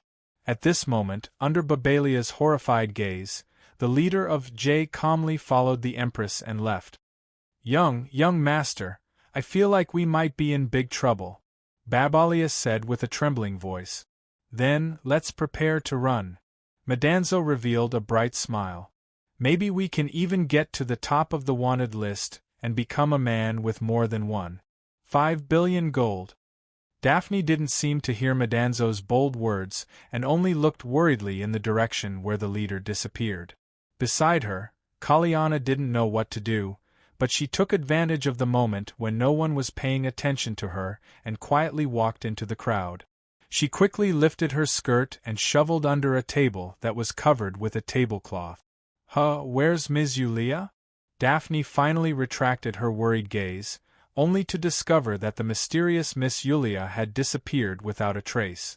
The leader of J was waiting outside a room. After a while, the maid in the room opened the door and walked out, indicating that he could enter. The maids in the room had been cleared out. At this moment, only the leader of J and Empress Angelique were left in the room. Her Highness the Empress was currently lying on a recliner. She had changed out of her black formal attire and was currently only wearing a low-cut black dress. The leader of J stood quietly and seemed to be indifferent to the stunning beauty in front of him. Her Royal Highness chuckled, stood up, and slowly walked over barefoot. Her Royal Highness put her hand on the captain's shoulder and walked around him. Then, she smiled and said, "Tell me, how did you find the fantasy circus troupe? Tell me everything in detail." The leader of J said, "Before we start, can your Royal Highness answer a question of mine?" "No." Empress Angelique said indifferently, "After all, you are not the real Decree. That guy wasn't as calm as you when he saw me." The leader of J asked curiously, "What did he look like when he saw you?" The Empress laughed amusedly. "What did he look like? Let me think. Well, although he tried very hard to restrain himself, he was actually more like a male dog in heat. Of course, I don't mind keeping some strong dogs around me. After all, they can bite people." "Your Royal Highness, aren't you afraid that I will plot against you?" the leader said softly. "Cicero is right outside," said Lucien. The Empress said calmly, "If you want to die together with me, you can do whatever you want. That guy is indeed difficult to deal with." Mr. Regiment Commander slowly let out a sigh of relief. Then, He reached out and slowly tore off a piece of skin from his face. Outside the room, the senior sister's pupils began to contract, and she concentrated. "I'm so nervous. I'm so nervous. Yeah, I'm so nervous. Don't be noisy." The senior sister subconsciously turned her head in horror. A harmless, smiling face appeared in front of her. He even put his finger on his lips to signal her to be quiet. "Prince Huang. Huang. Shoo." Prince Huang said with a smile, "My sister Huang's ears are very sensitive. Be quiet. Miss Stealthy going to the washroom." "What the hell is Miss Stealthy going to the washroom? Who is this person?" Prince Huang said coldly. Senior sister Yulia didn't have time to be surprised. She immediately looked over and saw that after tearing off the skin from Count de Craye's face, the leader was actually Qintian? Empress Angelique couldn't help but frown. Silently sizing up the head of the Qintian doll, she said in displeasure, "Where is Jay? Where is he? Tell him to come and see me. He doesn't dare to see me." With that said, Empress Angelique smashed the wine cup in her hand onto the ground. Chapter 2208. The nobles were still talking about the scene where Princess Angelique made a scene at the banquet. After knowing that the strange thief was the princess in disguise, the original anger had turned into a desire for more. This group of nobles was probably idle. Let's talk about the relationship between Prince Desolate and Prince Cicero. Madanzo sat on a chair outside the crowd and ate. Babalia, on the other hand, waited on him carefully. Usually, this kind of obviously contradictory question should be easy to correct the distorted part of Babalia's cognition. But at this moment, Babalia didn't seem to care about this at all. His young master was a real count. How could he not know about the relationship between Prince Desolate and Prince Cicero? "Young master, Prince Desolate's birth mother is His Highness the Prince's biological sister," Babalia said carefully. "Actually, this isn't a secret. After all, His Highness has a very obvious inheritance. That head of silver hair is the symbol of the Radiant Moon clan." Madanzo pondered for a while. What's the relationship between the emperor and the prince? She remembered that in the world of Dr. Cicero appeared as the brother of the president of that world. She actually began to feel a little confused about the relationship between this big family. Of course, His Highness the Prince is His Majesty's biological brother. Babalia opened his mouth and seemed to be surprised by this question. "Huh." Madanzo frowned. "Then Prince Desolate's background, isn't it?" Babalia nodded and lowered his voice. "Although the nobles don't care too much about this, it's not something to be publicized. Although Prince Desolate's matter is widely spread among the nobles, it's forbidden to disclose it to people outside the nobles. Moreover, although Prince Desolate has the identity of a prince, it's only a private title among the nobles. Although he also has part of the inheritance rights, strictly speaking, Prince Desolate's identity isn't recorded in the royal family's records." "Why doesn't Princess Angelique have the silver hair that the Radiant Moon clan has?" Madanzo asked curiously. "Isn't His Majesty and Prince Cicero's biological brother? His Majesty is not the Radiant Moon, but the glorious sun." Babalia thought for a moment and said, "Legend has it that countless radiant moons can give birth to a brilliant sun. Emperor Califar was one such example. That was why he was able to become the founder and end the mythical war." "How many children does the emperor have?" Madanzo suddenly asked. "One is the first Princess Angelique, and the other is Prince Desolation," Babalia said. "In addition to these two, who often appear in the public eye, there is also a more mysterious empress and the crown prince." "Two more, and one of them is the crown prince?" Madanzo was deep in thought. Why did the princess say that he was mysterious? And the crown prince, why didn't he appear tonight? The reason why the other princess is so mysterious is because we only know that she exists, but have never seen her. As for the crown prince's words, Babalia looked around nervously and then whispered into Madanzo's ear, "Young master, did you forget? The crown prince is rumored to have disappeared." Disappeared? When? I don't know the details. Babalia shook his head. It was probably 3 years ago. Currently, the world government is actually under the joint management of the prince and the first Princess Angelique. The first princess's ambition is not small, but the attitude of the royal family is not something that we can guess. But what? Babalia gritted his teeth and said, "But I heard that the crown prince is not His Majesty's child. He might be another brilliant son that was born naturally. Of course, this is just a rumor. No one has confirmed it, and no one dares to confirm it." Madanzo was about to say something, but her eyes became calm and she lowered her head to eat. Because a man with long silver hair was walking over. Prince Cicero. This man with absolute authority among the nobles actually came. Babalia suddenly became nervous. No pure-blood noble could remain calm in front of a prince, let alone a noble like him. Pure-blood nobles had absolute privileges in the world, but this prince was the man who stood at the peak of these privileges. He was the head of the Radiant Moon family, the most respected man under the emperor. "Greetings, your highness." Babalia took a deep breath and bowed. "I remember your name. I think it's Babalia." Prince Cicero smiled. "I saw your competition that year, and it left quite an impression on me. Your swordsmanship is not bad, and you almost became the champion of that year." Babalia was a bit excited. "To be praised by your highness is the greatest honor in my life." "The greatest honor in your life should come from His Majesty's praise, not mine." Prince Cicero waved his hand casually.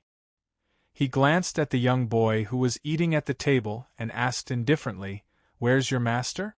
I heard he left with the princess. Is that true?" Babalia subconsciously glanced at young Master Metatro, who was beside him, and gave him a signal with his eyes. Unfortunately, young Master Metatro acted as if he didn't see it and continued eating with a silly smile. Babalia was very anxious, but he didn't dare to neglect this prince. He could only bite the bullet and say, "Yes, my earl and the princess left for quite some time." "Do you know what happened?" Prince Cicero asked again. Babalia said, "It seems that the princess is interested in how the earl found the fantasy circus, so she invited him to tell her about it." "Fantasy circus?" Prince Cicero thought for a bit. "Your Highness, is there a problem?" Babalia asked nervously. Prince Cicero shook his head. "No, it's just that I've heard of this mysterious circus whose whereabouts are uncertain. I'm just a little interested. Since she has been taken away by the Empress, then forget it. All right, go back and tell your Count that I quite like the gifts he sent. How thoughtful of him." Babalia was overjoyed. "If your Highness likes them, the Earl will definitely be very excited." "Don't get excited too early." Prince Cicero chuckled. "I still have things to do. Go ahead." At this moment, the idiot Madanzo suddenly walked over and pulled the prince's pants. She looked up and said innocently, "Uncle, can you play a game with me?" Babalia was shocked. His mind went blank and he almost fainted. His legs were soft. The people around all looked over, but they didn't know which noble's child this was. How could the prince be so rude? Unexpectedly, the prince seemed to find it interesting. He rubbed the young man's head and asked curiously, "What game do you want to play? How about hide and seek?" "Okay." Prince Cicero smiled and said, "Then you have to go and hide well." Metatro shook his head and said, "That's not it. You go and hide, and then I'll catch you. I'm good at catching people. You have to hide well." "I'll hide?" Prince Cicero blinked in surprise. "Can't I?" Madanzo looked pitiful. Prince Cicero shook his head. "You can. Okay, I'll go and hide. You can catch me." Everyone was surprised. His Highness seemed to be easy to talk to this night? Madanzo said again, "Uncle, if I go and catch you, what if they don't let me enter some places? Then I'll never be able to find you? That's not fair." Then what do you want? The smile on Prince Cicero's face deepened. I want to catch you. You can't stop me from catching you. That's fair. Prince Cicero suddenly patted Madanzo's shoulder. At the last pat, his hand was still on Madanzo's shoulder. He said loudly, Everyone, listen up. I'm going to play a game with this little kid. From now on, no one is allowed to stop this little kid for any reason. Do you hear me? Unbelievable. Prince Cicero was so easy to talk to. Could this little kid be the prince's illegitimate son? Prince Cicero held Madanzo's hand and came under a big tree in the courtyard. He let Madanzo start counting down. You count to 50 and then start catching me. The prince whispered to Madanzo, Of course, I'll hide normally.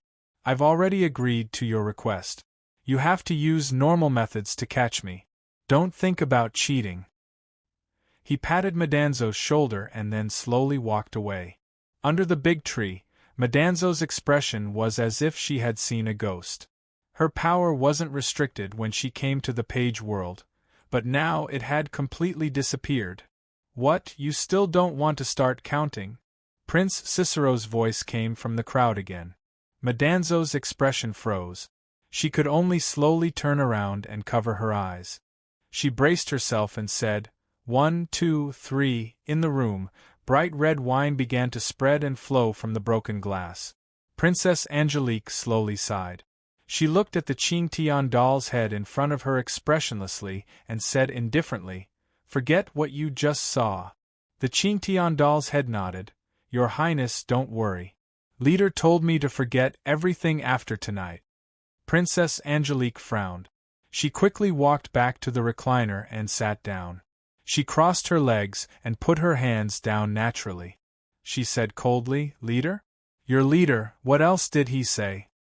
The Qingtian doll's head said slowly, Leader told me to tell your Highness that he has never forgotten your Highness.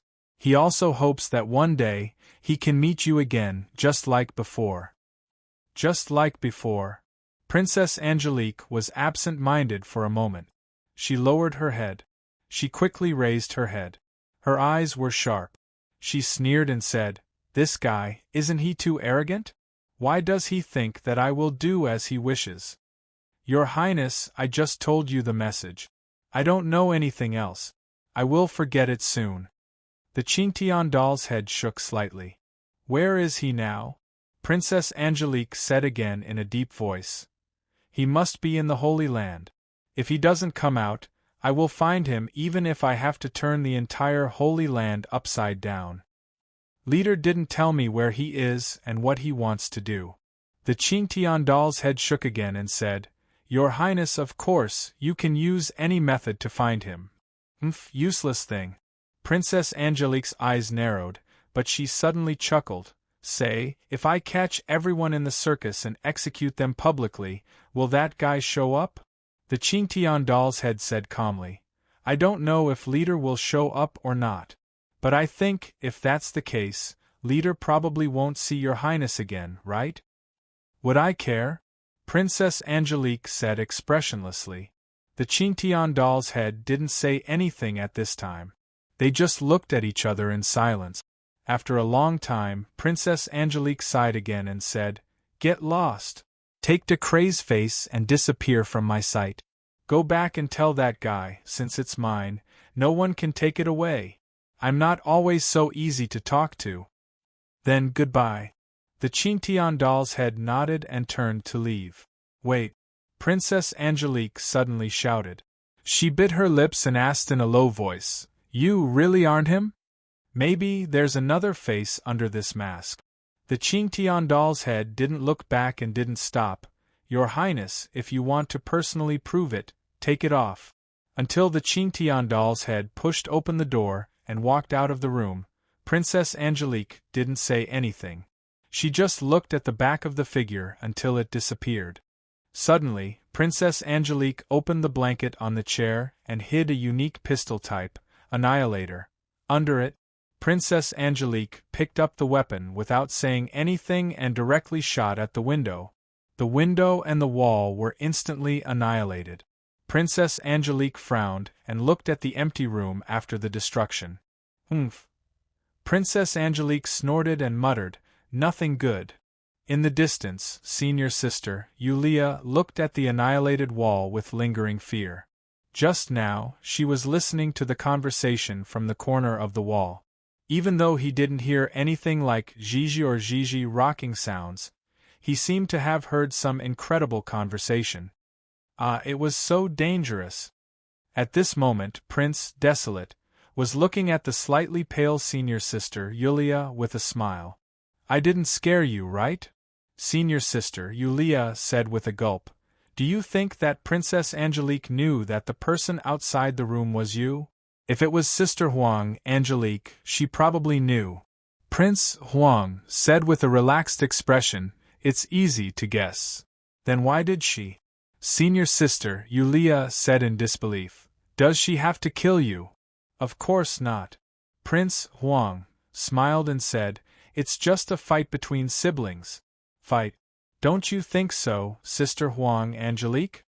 Senior sister, Yulia, was shocked and looked behind her. But at this moment, she felt a heavy knock on the back of her head. Senior sister, Yulia's head was knocked so hard that she fell to the ground. Before she fainted, she didn't think about why her black soul body couldn't be immune to such a blow. Instead, she thought about why she, as the dignified King Go of the Void World, would be knocked out by a blow? Looking at senior sister, Yulia, who had completely fainted, Prince Huang directly grabbed her ankle and dragged her away. "I'm doing this for your own good. After all, you heard Sister Huang's thoughts. You will die." Prince Huang narrowed his eyes and chuckled. "Instead of falling into Sister Huang's hands, you might as well fall into my hands." 48, 49, 50. Gritting her teeth, Madanzo released the palms that were covering her eyes and turned around. Then, she was dumbfounded. She saw that the open-air banquet hall was still crowded with people at this time. However, all the guests in front of him were wearing masks of various forms. Prince Cicero might be hiding here? How can this be called a normal hiding? Madanzo only felt that this family of the royal family was quite King bad. Chapter 2209. According to the legends, the founder, Califar, ended the War of the Gods and took all the power of the gods from the mythical creatures. He also established the absolute ruling position of the human race. Many years had passed. The pure-blood aristocrat changed generations after generations, but the founder, Califar, was still alive. He was like a god among the humans. I was careless. Prince Cicero is from the same era as the founder. Madanzo walked among the guests, who were wearing masks with a serious expression. She didn't have any hope of finding the real Cicero among so many people. "What are you doing?" Just when Madanzo was confused, a very appropriate voice slowly sounded. It was the voice of Count Decria, the leader of the circus. However, Metatro couldn't help but wonder if this Mr. Regiment Commander was Jay himself. This family is too evil. This guy ended the conversation with the princess so quickly. However, since he could come back safely, there shouldn't be too much conflict in this conversation. Yulia didn't come back, so Madanzo couldn't make a judgment. She believed that Yulia must have secretly followed them to eavesdrop. "As you can see, I'm being played by the prince. Hurry, what should I do? I'll wait here. Since it's just a game, there's no reward or punishment system. If you don't want to play, you can just admit defeat," Mr. Leader said in a relaxed and matter-of-fact tone. Madanzo blinked her eyes. "That seems to be the case. But I unexpectedly want to win? Didn't you just want to visit this manor openly?" Mr. Leader shook his head. "Although the prince made a bet with you, a banquet is still a banquet. It will end when it's time. You should hurry up and do what you want to do.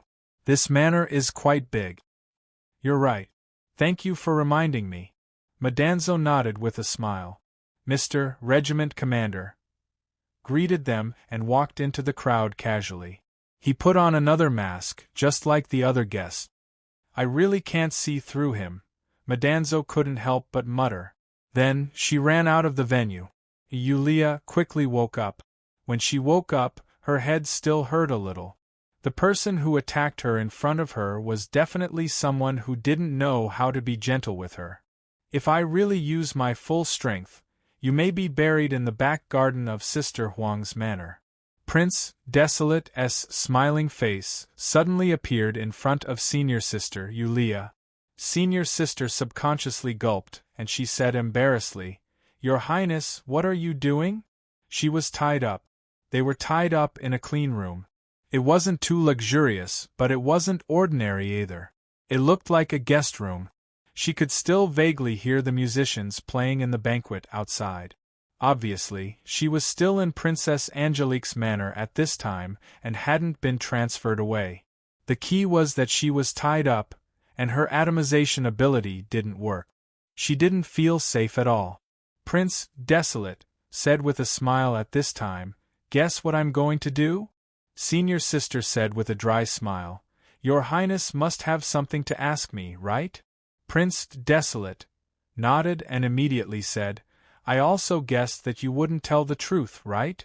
Senior Sister couldn't help but say faintly, "Can we still be friends? It's hard to be my friend." Prince Desolate shrugged and said casually, "You may die in minutes. Are you mentally prepared for this?" Yulia was stunned. Although she was smart, she couldn't find anything to say at this time. She sighed and said seriously, "Your Highness, what do you want to ask?" "Who are you?" Prince Desolate asked as soon as he came up. "My name is Yulia. I'm a worker who aspires to become a magician. I'm working in the fantasy circus. Then, Count Decria took a fancy to me. He wanted to have sex with me, so he brought me with him so that he could have sex with me anytime and anywhere. Then, I came to this place as his sex toy. It shouldn't be." Prince Desolate said with a look of surprise and doubt, "When did that guy change his taste?" Senior Sister hesitated and said, "Maybe, not long ago?" Prince Desolate pondered and said, "Could it be that he has eaten too many delicacies and wants to try the taste of simple tea and plain food? Damage, almost no damage, but that one is extremely strong. If she wasn't tied up and her ability didn't disappear, she would beat him up. She also ate a lot of delicacies, okay? It's just that the one she can taste hasn't appeared yet." Prince Desolate shook his head and pondered about something. Suddenly, the prince took a box from the side. After opening it, there was a syringe inside. Senior Sister Yulia's heart skipped a beat, and she subconsciously said, Your Highness? This is the latest invention of the Research Institute, Melancholic Needle." Prince Desolate held the syringe in front of his chest with both hands as if he was buying an announcement. Once injected, it can instantly magnify a person's perception by 100 times. That's why it was welcomed by the nobles as soon as it appeared on the market. It was sold out for a while. 100 times. Senior Sister subconsciously swallowed her saliva. She suddenly had an ominous premonition. Prince Desolate's smile became even wider. In other words, it can make a person's body 100 times more sensitive. It's the kind that can't withstand a slight touch. Of course, I think the 100 times is a lie. There shouldn't be any actual data. Then, what's the actual data? Senior Sister Yulia asked with a small hope. Probably.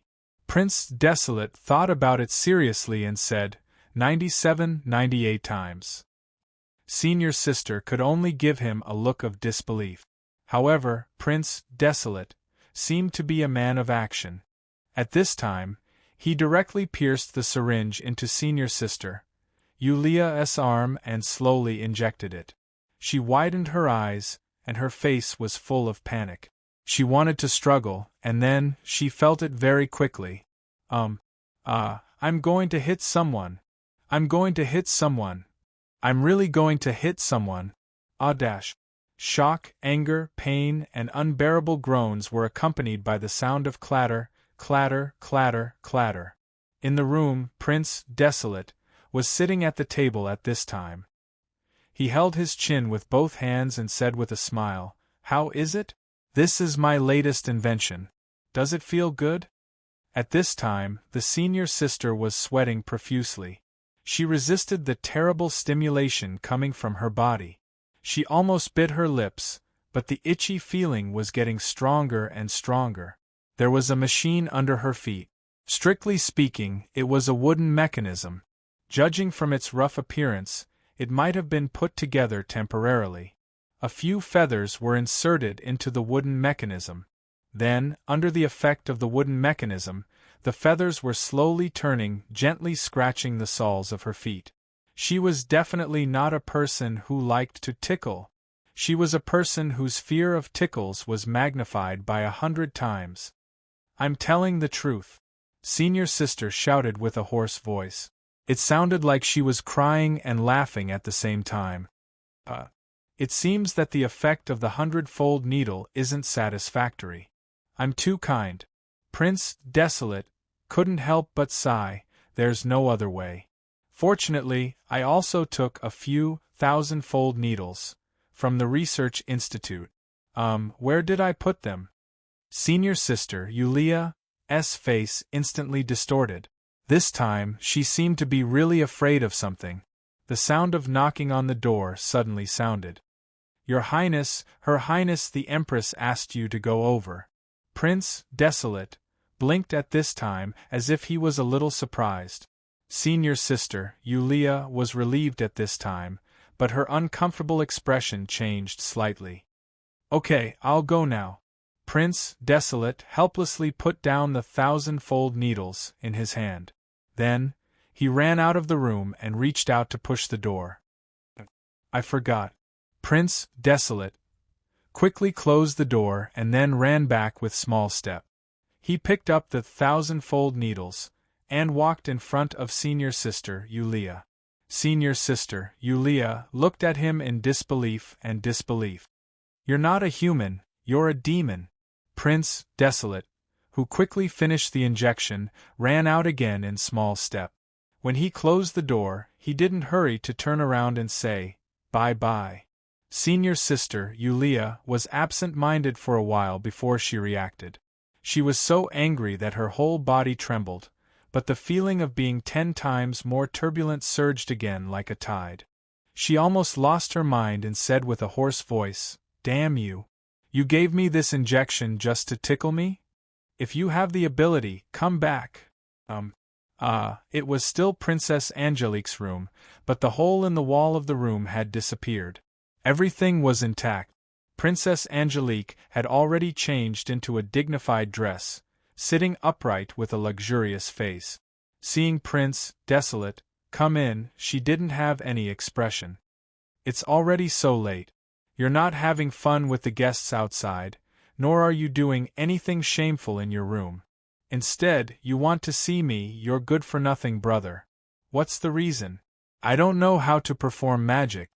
Prince, desolate, was very respectful, and his etiquette was impeccable, but his words were not pleasant to hear.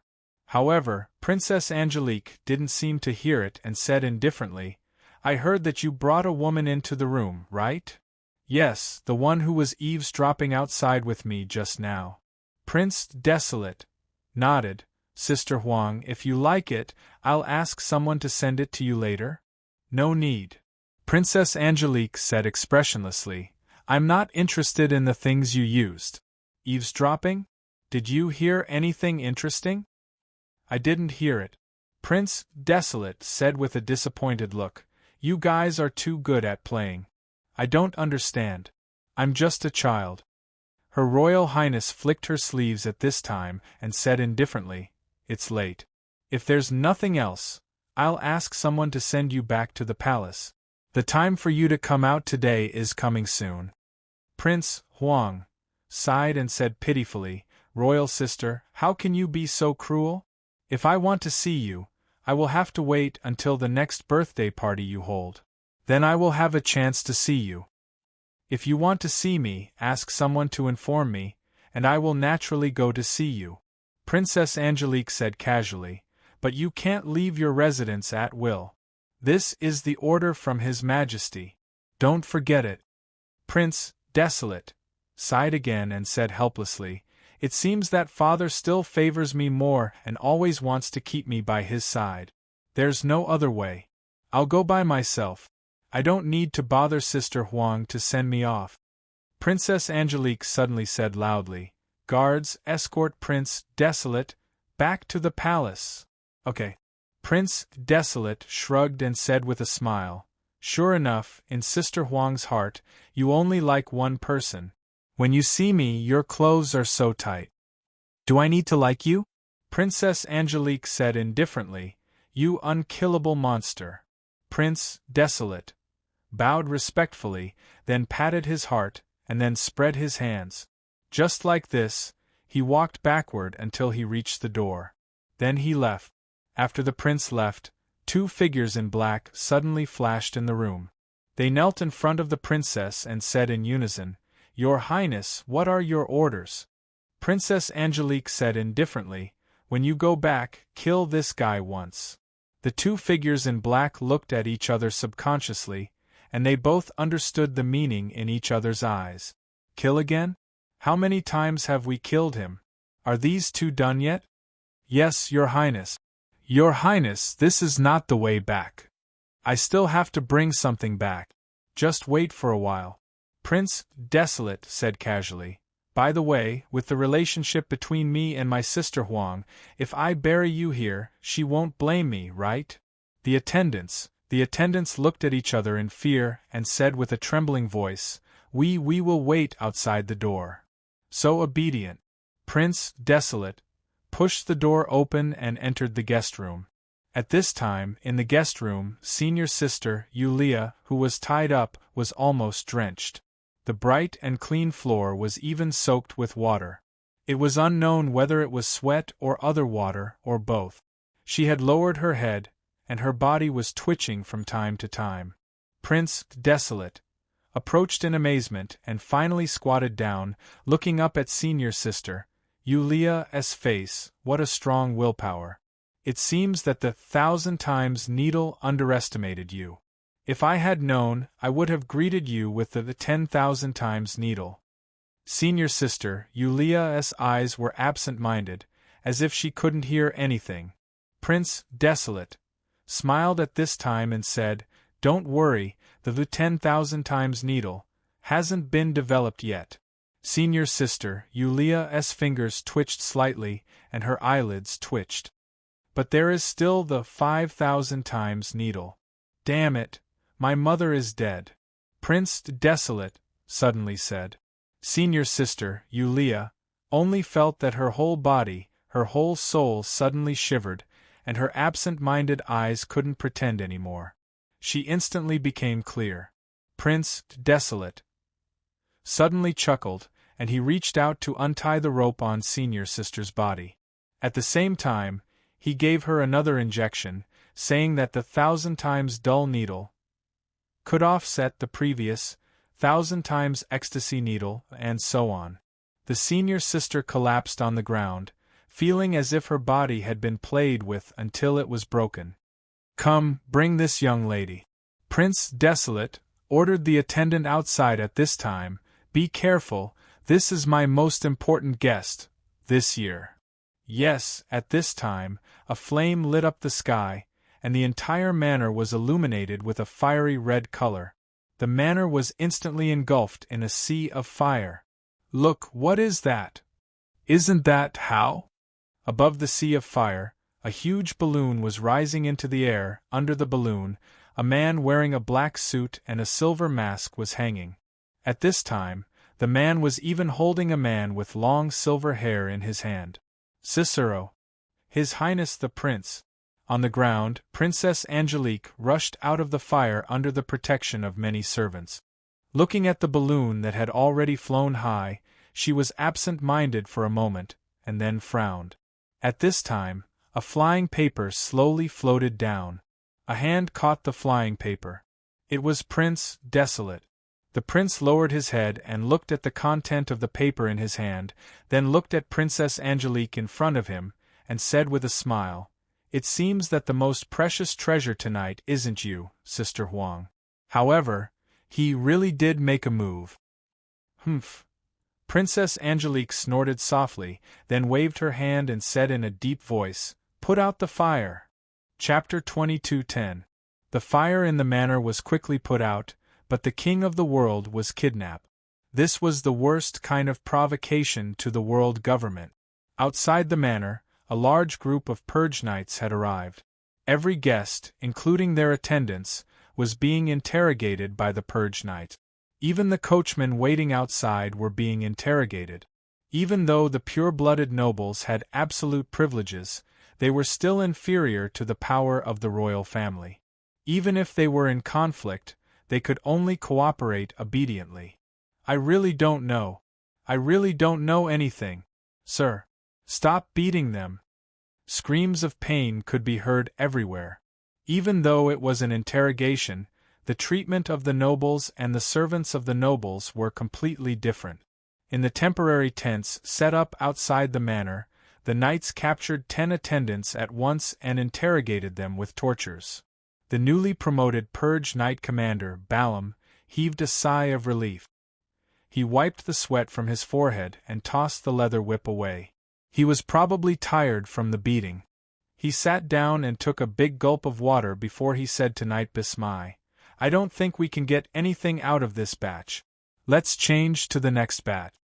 Knight Bismay shook his head. "The next batch won't be able to get anything out of them.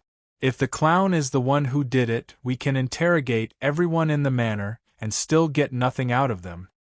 Knight Balaam asked curiously, "Bismay, you seem to be very familiar with the clown?" Bismay frowned and remembered that this person was a new commander of the knights who came out of nowhere. He didn't seem to have worked in the Holy Land before. Instead, he was promoted from somewhere else. Humph! But Bismay only snorted coldly and left his seat, walking out of the tent. Commander Balaam could only look at his subordinates in the tent with an innocent expression. "Did I say something wrong?" At this moment, a subordinate quietly came up and said, "Lord Balaam, Lord Bismay wasn't a purge knight in the past. Instead, he was the commander of the Royal Knight. His status isn't something we can compare to. However, a few years ago, the strange bandit clown broke into the palace and successfully escaped. As the person in charge of that incident, Lord Bismay was almost executed.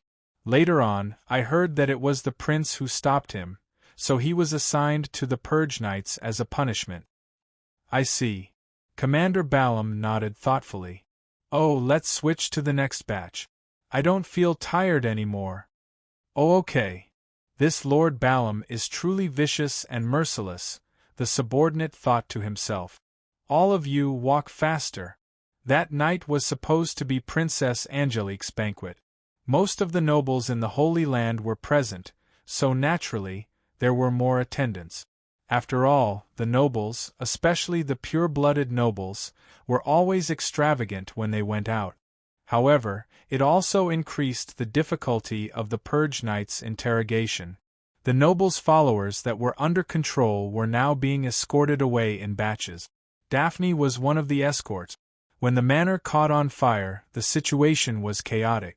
Daphne was separated from the others at that time and was immediately captured by the purge knight. In front of her was the temporary camp of the purge knight. Screams kept coming out from the tents. Daphne walked in the group, and her face paled when she was about to be interrogated. "I wonder where Mr. Commander is right now. Will his identity be discovered? There's also everyone in the circus, and that Miss Yulia." Daphne was worried about many people, and then she was worried about herself. Although the interrogation was scary, it wasn't to the extent of killing someone. At the very least, she hadn't heard of any followers being tortured to death. Heavy injuries, torture. It seemed like she had experienced it before. Daphne's expression dimmed. The noble's followers around her all had terrified expressions on their faces. Everyone was in the same situation, so they didn't care about what the people around them looked like. At this moment, Daphne suddenly felt her hands that were tied behind her back suddenly loosen. Maiden's heart skipped a beat. In the next second, she felt her body being forcefully pulled over by something. Even her mouth was covered, Daphne's eyes widened. She heard someone quickly say, "Sure.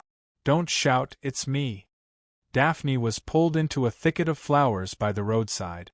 At this moment, she couldn't care less about the piercing pain caused by the thorns on the branches and leaves, because Daphne had already recognized the owner of that voice. Kaliana, the half-elf girl who was brought along with Madanzo.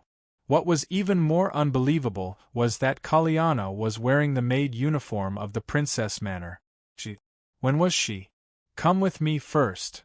Kaliana lowered her voice and said. After evading the guards of the manor, the two snuck into a dark room. Kariana quickly threw Daphne a maid's uniform. "Thank you." Daphne felt like she had survived a disaster. "But you. How did you? Aren't I a half-elf?" Kaliana said casually. "Although my bloodline isn't pure, I still have some elven abilities. My senses are stronger than normal people." "Did you see anyone else?" Daphne asked with concern as she put on the maid uniform. Kaliana shook her head. "I wanted to see if I could find a chance to escape, but I didn't expect to run into you. You're the only one. I didn't see anyone else. But you don't have to worry. Isn't that powerful magician pretending to be a pure-blooded noble?" The Purge Knights wouldn't dare to do anything to a pure-blooded noble even with the princess orders. As for that person who calls herself Madanzo, you don't have to worry either. That person looks mysterious and has a lot of tricks up her sleeves. Daphne, who had already changed into the maid uniform, suddenly asked, "Say, if I go out and ask around," Kaliana quickly stopped this dangerous thought. "Do you think you'll be safe just by changing into the maid uniform? At most, you'll be able to fool the unfamiliar Purge Knight. If you run into the servants of the manor, you'll be exposed immediately. Let's hide here for now and see if we can find a chance to sneak out tomorrow morning when everyone is tired. By the way, are you hungry?" Daphne shook her head, indicating that she wasn't in the mood. Kaliana shrugged and took out a ball of cloth. It was filled with the exquisite pastries from the banquet. Of course, they were all squashed into lumps and didn't look good. At this time, Kaliana was eating happily. Daphne looked at this spirited girl in a daze.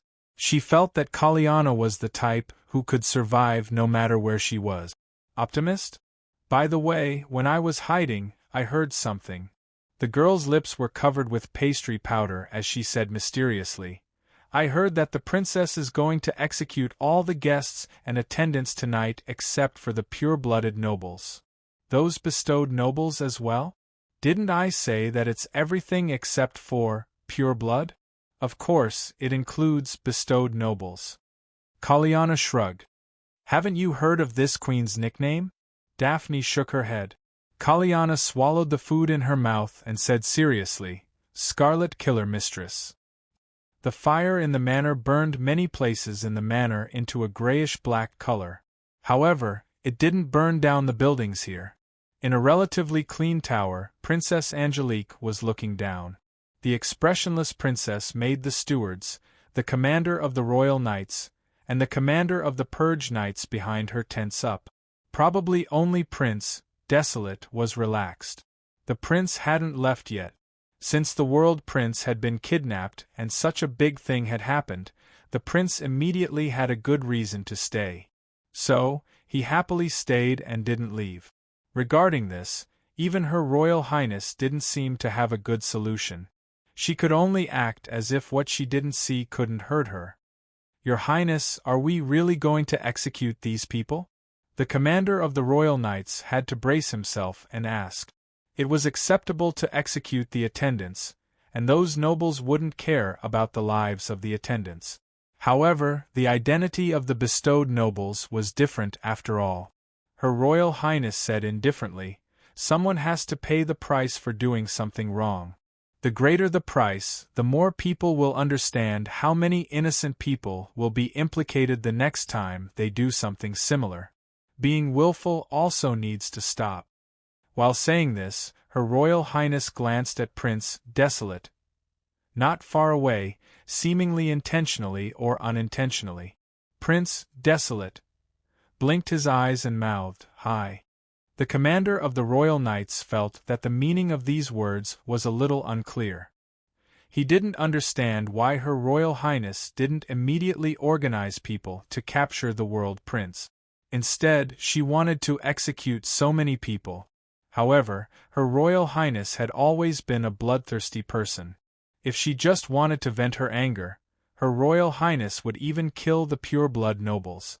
Moreover, she had killed quite a number of them. Then, what about Her Majesty's side? The commander of the Royal Knights braced himself and asked again. Princess Angelique looked outside the tower. After a moment of silence, she slowly said, "There will be a reaction soon. Look, isn't it here? Here?" Everyone subconsciously looked up and saw a black shadow flying quickly in the night sky. The black shadow landed, and surprisingly, it was a silver steel unicorn flying horse. And on the steel unicorn flying horse, there was a handsome young master wearing a long black windbreaker sitting on it. The young master on the flying horse landed. The commander of the Royal Knights, the commander of the Purge Knights, and the others all lowered their heads. The matter of the prince being kidnapped had indeed alarmed this person. The founding emperor, one of the 7 generals by His Majesty Califar's side. The King General of Heaven, Fushi. The young master in the black windbreaker walked over slowly. He bowed slightly in front of Princess Angelique and said, "Your Royal Highness, good evening." Prince Desolate, good evening. Fushi. Princess Angelique nodded indifferently.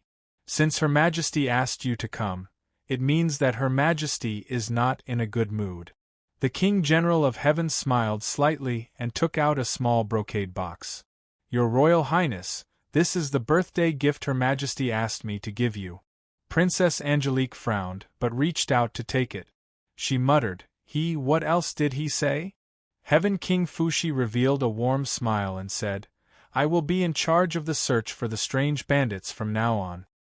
His Majesty said that your Highness has been frightened tonight and needs to rest well.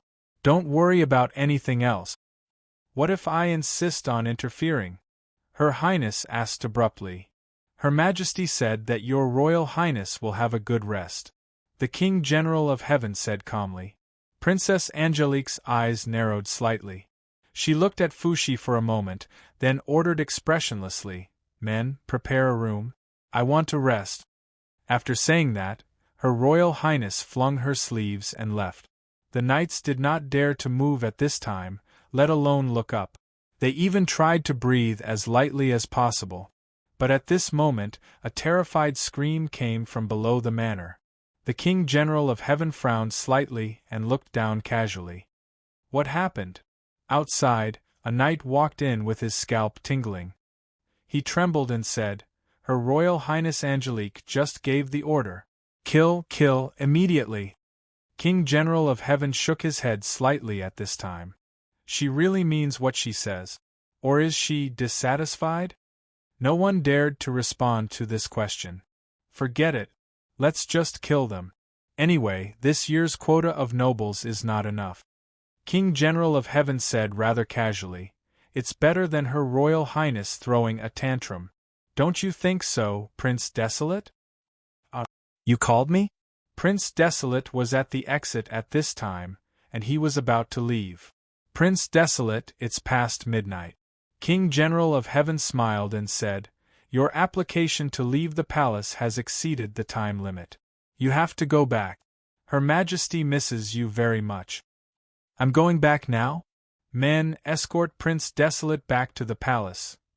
"Why is the TV off?" The girl had just sneaked out of the room. Her goal was to avoid her brother's attention and successfully steal the happy drink and cherries for cultivation tonight from the fridge. Then, she stole the instant noodles and sole ham sausage on the cupboard. "It's a bit late. Get ready to sleep." Boss Luo said casually, "You have to wake up early tomorrow." The girl blinked her eyes. What was on the TV just now? It seemed that she saw a flying steel Pegasus? It seemed that some strange programs were being broadcasted recently, but when she turned on the TV, she couldn't find them. Could it be that her brother paid for them to be broadcasted? Since he paid for them, He should have broadcasted some restricted programs. As an adult male, he should have some adult male needs. He had such a cute sister by his side. Wake up early for what? The girl asked in surprise at this time. Something. I have to go on a business trip for a few days, Boss Luo said softly. Business trip? The girl couldn't help but widen her eyes. Yes. Boss Luo smiled and said, that's why I have to leave here for a few days. The girl froze for a moment.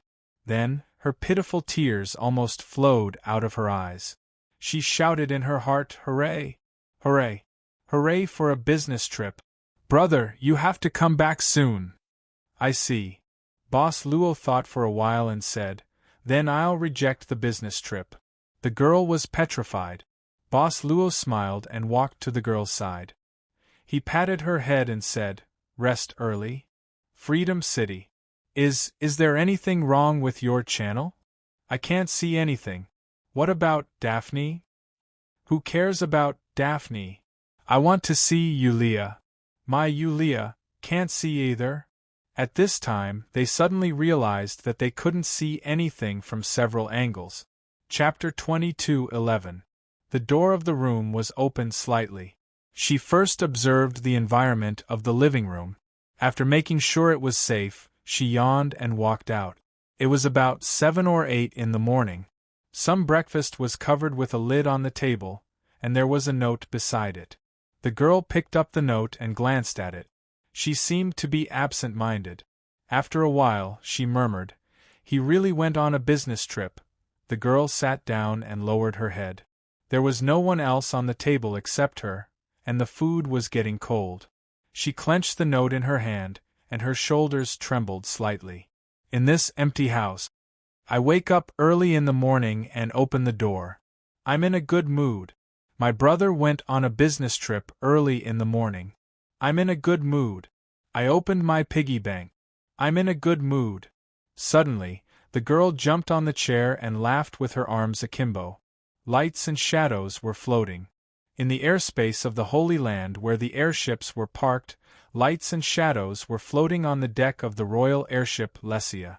Standing here, Luo Qiu could almost see the entire Holy Land. This was the moment when dawn was about to arrive.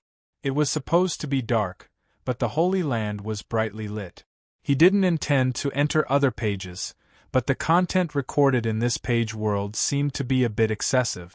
There were many airships in the airspace, but only the royal airship could be parked at the highest point. And in front of the airspace, there was a huge castle floating above the Holy Land. It was the center of the imperial power, where the founder of the Holy Land was. Luo Qiu calmly looked at the floating castle, as if there was someone in the depths of the castle who was responding to him with the same gaze. Boss Luo slowly sighed and waved his hand. A golden page began to slowly condense in his palm. It had not reached the end, nor had it triggered the content it should have. The page of this world was formed naturally. Boss Luo lowered his head and glanced at the words that gradually emerged, and began to narrate the core content of this page world. Eternal calendar, the 10th day of the bloody moon, rainy day. Today, Angelique's sister Huang will be executed in the manor, in the tower. One of the 7 royal generals, the Fushi royal general, was currently playing with a grade 5 Rubik's Cube in his hands. Lord Fushi, according to your orders, the entire Holy Land has been sealed off. Before this, we have not received any reports of suspicious people leaving the Holy Land. The guy who kidnapped the prince should still be hiding somewhere in the Holy Land. All the purge knights have been dispatched and are searching from house to house. I believe there will be results soon. Fushi Imperial General rested his chin on his hand and said casually, how soon is soon? Yes. The great commander of the Royal Knights, who came to report, instantly lost his composure. Yes. We will do it as soon as possible. How soon is as soon as possible? Fushi asked again. The great commander of the Royal Knights could not help but break out in a cold sweat. He knew that if he gave an ambiguous answer again, he would definitely not have a good ending. He could only brace himself and say, "Today." Before he could finish his words, a figure barged in. The few royal knights guarding outside were unable to stop him. The great commander of the royal knights instantly felt as if he had been saved. He immediately shouted angrily, "How dare you!" "I'm sorry, Lord. We have already warned him, but we could not stop him. Commander Bismay." The few royal knights stationed outside said in fear. The person who barged in was the knight Bismay of the Purge Knights. The great commander of the royal knights immediately shouted angrily, "Bismay, you have already been expelled from the royal knight. This is not a place where you should be. Leave immediately." Bismay ignored him and knelt down in front of the heavenly King General, Fushi. "Greetings, Fushi Imperial General." Bismay, the great commander of the royal knights, shouted angrily again. Fushi Imperial General waved his hand at this moment, indicating for the great commander to be quiet. He sized up Bismay and then chuckled. "Did you come to me with clues, or do you have other motives? I'll give you 1 minute, seeing that you've done your duty to protect the Imperial Palace." Fushi Imperial General, this subordinate requests to be able to participate in the operation to capture Clown. Fushi Imperial General said, "We are searching the entire city right now. Doesn't this count as you participating in this operation?" Bismay raised his head and said seriously, "I hope Imperial General can allow me to bring a team of royal knights with me so that I can accurately behead Clown." "Oh," Fushi Imperial General said, "Bismay, you want to redeem yourself?" "That's right." Bismay took a deep breath and said, 3 years ago, I let Clown leave so easily. This is the greatest shame of my life. This shame can only be washed away with blood. Please allow me, Imperial General. I am willing to make a military order. If I fail, I will die." "You are quite determined." Fushi Imperial General shook his head. "But to you, that is not necessarily a shame. Actually, His Highness Cicero protected you back then and sent you to the Purge Knight. In a few years, you will have the chance to return to the Royal Knight. You don't have to rush now." "Please allow me, Lord." "I allow it," Fushi Imperial General said calmly, "but I have a condition." Bismay didn't hesitate and said loudly, "I don't care what condition it is." Fushi Imperial General smiled and said, "There is no need to make a military order. If we don't catch the person in the end, you can go to Silent Star Ocean and report yourself there. You can also serve His Majesty there." "Thank you, my lord." Bismay took a deep breath. Fushi Imperial General waved his hand and said, "From now on, Bismay will be in charge of this operation." The commander of the Royal Knights was still there, and he had a hesitant expression on his face at this moment. "Lord, the kidnapping of the prince is a big matter. Isn't it too hasty?" Fushi Imperial General smiled casually and said, "Why? Don't you want your former superior to wash away your shame?" "I didn't mean it like that." "Then accompany me to have breakfast."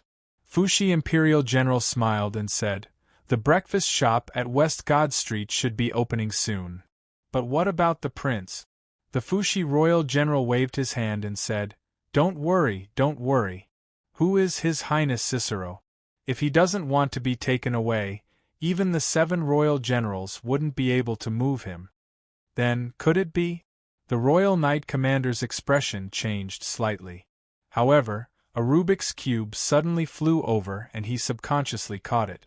At the same time, he stopped thinking. The Royal Knight Commander was already in front. He had no choice but to chase after him.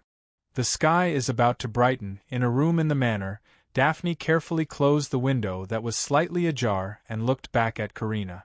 The half-elf girl yawned and seemed to be very tired. However, she patted her cheeks and forced herself to be energetic and said, "Now is the time when people are mentally tired. The people outside should be more relaxed. The screams outside have stopped for a while. I think most of the people have been killed." "Those so many people, have they really been killed?" Daphne seemed to be in disbelief. Hundreds or thousands of lives were so easily lost in a single night. Daphne even hoped that those were the screams when they were being interrogated, and not the screams of death. Ever since she was young, the deaths that Daphne had experienced were the deaths of the elders in the village, dying of illness or dying without any illness. It was a natural cycle. The free cities, and even the entire Holy Light Kingdom, did not fear death. The believers saw death as a kind of return and should be happy. To Daphne, a massacre was not only an extremely distant thing, but it was also a very unfamiliar and confusing thing. Karina gently patted Daphne's shoulder and said, "What you need to think is to thank them for dying. That's why we have a chance to blend in with the corpses." "You mean?" Daphne instantly understood. This is the Princess Manor after all. They can't keep piling up corpses. They will definitely move the corpses away and dispose of them. Karina shrugged and said, "Only then will we have the safest chance to leave the manor. Of course, before we blend in with the corpses, it's still not safe. Are you ready?" Daphne nodded hesitantly. "Then let's go." Karina quickly stood up. "Who is it? Come out." In a corner of the manor, a few royal knights were surrounding a flower trough and shrubs with stern expressions. The branches and leaves swayed, and then a small figure slowly crawled out from inside and raised his hands. It was a young, well-dressed child who could even be considered a child. "Capture him!" The knight immediately shouted with a stern expression, "Bring him back for interrogation." "Wait a minute!" The innocent-looking child in luxurious clothes hurriedly shouted, "You can't capture me." How could the knight listen to him? He stepped forward and grabbed the arm of the child in luxurious clothes, easily subduing him. "Wait a minute, I have an agreement with Prince Cicero. You can't capture me." The child in luxurious clothes quickly said again. "Agreement? His Highness the Prince is all ready. Who cares about a suspicious fellow like you?" A royal knight immediately snorted. However, another royal knight suddenly whispered into his ear, "This child seems to have an agreement with His Highness the Prince previously. They were playing a game."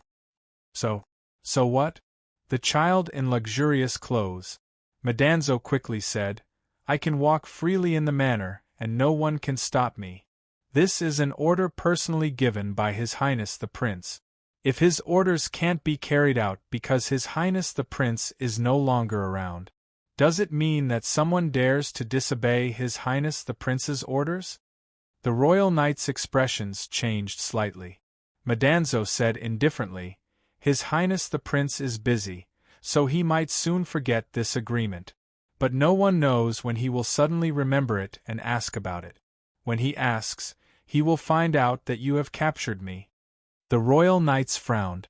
But the knight with a tough attitude suddenly said, "Little brat, you don't seem to be a noble, right? Whether I am a noble or not, does it have anything to do with the prince's agreement with me?" Madanzo sneered and then shouted in a low voice, "Let go!" The knight who grabbed his arms subconsciously panicked and loosened his grip. "Don't follow me, do your thing." Madanzo left calmly. Then, she panicked. If a knight dared to draw his sword at this moment, he would lose his life. "What should we do?" The knights quickly discussed. "Go over and follow him. Don't let him run away. You can't stop him. We can follow him all the way. Wait for me to ask the Grand Commander about this matter." Although it was an emergency, it was still an order from His Highness the Prince. The knights quickly made a decision and then split up. 2 knights instantly followed behind Madanzo.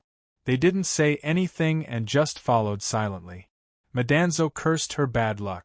If only the background characters who couldn't even call out these names had a lower IQ, they wouldn't be like this. Run. She couldn't run away. At this moment, who could run faster with her short legs? She couldn't even open her wings and could only hide. However, the noses of these royal knights were as sharp as dogs. Madanzo felt that this game wasn't fun at all. A game that couldn't be cheated wasn't a good game. Sooner or later, it would go bankrupt. At this moment, 2 maids of the manor walked over. The maid walked in front of Madanzo, but looked at the 2 royal knights behind her and said, Her Highness the Empress wants to see this child. We'll take him away. Madanzo blinked her eyes. What kind of development was this? The two royal knights also blinked at this moment, but they were more glad in their hearts. This little brat was not only related to His Highness the Prince, but even the Empress wanted to see him. He was simply a moving pit, okay? Fortunately, they didn't use force just now since it's Her Highness Angelique's orders. Please go ahead. The royal knights instantly had no objections and quickly threw this hot potato out. The two maids then grabbed Metatro's wrists from both sides and quickly left. Sisters, I wonder why Her Highness the Empress is looking for me? Madanzo raised her head and asked innocently. Her Highness wants to see you. You'll know when you get there. Why do you have so many questions? Madanzo blinked her eyes. She felt like she had seen this scene somewhere before, so she muttered, Sisters, I don't know if you've heard of someone called Lu Yen. She's also working here. Lu Yen? I've never heard of her. There are at least 1,000 servants in the manor. We won't know all of them. The maid thought for a while and said, This Lu Yen is my aunt. Madanzo said in a fawning manner, She and my uncle are close friends, the very loving kind. Sisters, round up, I'm also considered a member of the manor. Woo? When she spoke again, Madanzo's mouth had been directly stuffed with a handkerchief. We don't know Lu Yen. If you continue to talk nonsense, we'll cut off your tongue. Let's go. The throne was extremely high. This hall was also extremely high and quiet. Under the throne, Prince Huang lowered his head on one knee and knelt in front of the throne, talking in detail about what he had experienced last night. It seems that a lot of interesting things have happened. A doting voice floated down from the throne. Then, did you have fun today? Quite happy. Prince Huang raised his smiling face at this time. If I could be so happy every day, that would be great. Is that so? The voice on the throne sounded again. But that was all. There was no answer that Prince Huang might have expected. He's back. The voice on the throne sounded again, faint. Yes. Go back, I'm tired. I'll take my leave. Chapter 22:12. When she saw Princess Angelique, she was cleaning something, the powerful weapon extinguisher. There were many kinds of parts neatly placed on the table, which should belong to the same weapon. The display cabinets around were filled with different types of extinguisher. The whole room was more like an arsenal. The two maids stuffed a handkerchief into Madanzo's mouth, and tied her hands behind her back, and threw her to the ground. Your Highness, she is here. You can leave first. It was only after the two maids left that Madanzo sat up. Her Highness was still maintaining the weapons on the table until the parts were assembled again. It was a big guy that looked like a barret. It was placed on the table and aimed at Madanzo, who was sitting on the ground. She squinted her eyes and adjusted the crosshairs on the weapon. Suddenly, the muzzle of the annihilator released a faint light. Metatro felt that his mouth was empty. The handkerchief that was stuffed there had disappeared, leaving only a powdery substance in his mouth. Wow, that's amazing! Metatro exclaimed, I can't believe this weapon has such good performance. Princess Angelique said indifferently, This is specially customized by the Research Institute. There is only one of it in the world. That was the first shot. Madanzo was stunned for a moment before he smiled bitterly. I'm very grateful. Princess Angelique said, Do you know why I asked you to come here? Madanzo thought for a while and said, Because of the bet between the prince and me? Princess Angelique shook her head. Madanzo said in a low voice, Because of Count Decrea? I'm with him, so you want to ask me about him? Princess Angelique said indifferently, Among the pure-blood nobles, Decrea's identity is not bad, but for me it is just that. Madanzo shrugged and said, Then I won't guess. Your Highness, please tell me. Save some time. Maybe we can have breakfast or something like that. Since you set off. Princess Angelique ran her fingers through her hair. I know your every move. including the assassin's body that was thrown off the airship on the way. Madanzo's expression didn't change. She was as steady as an old dog and smiled slightly. Her Royal Highness said, "There is one thing that is quite strange. That de Cray is clearly right next to you, but the Deacon Babalia insists that you are his master." Madanzo said calmly, "Your Highness, what do you think?" Princess Angelique chuckled and narrowed her eyes. "Perhaps, let's make a bold assumption. The real Decrea is already dead, and a guy who likes to perform magic used his exquisite skills to disguise himself as Decrea. During this process, there is also a guy's brat who used some unknown method to temporarily distort Babalia's perception. Because of this, he came to the banquet by accident." Madanzo opened her mouth slightly and then sighed heavily. She said rather helplessly, "By the way, Your Highness, are you all from the royal family, so terrifying? What kind of people are they?" Cicero easily sealed him. That Prince, Desolation, was smiling as if he would release a poisonous snake at any time. This princess was either very resourceful and had eyes everywhere in the Holy Land, or she was too smart. Furthermore, she was a violent person who had converted the study into an arsenal. "Tell me, what method did you use to distort Babalia's perception?" Princess Angelique said calmly, "Babalia's willpower is not bad, and the royal knights also wanted to recruit him.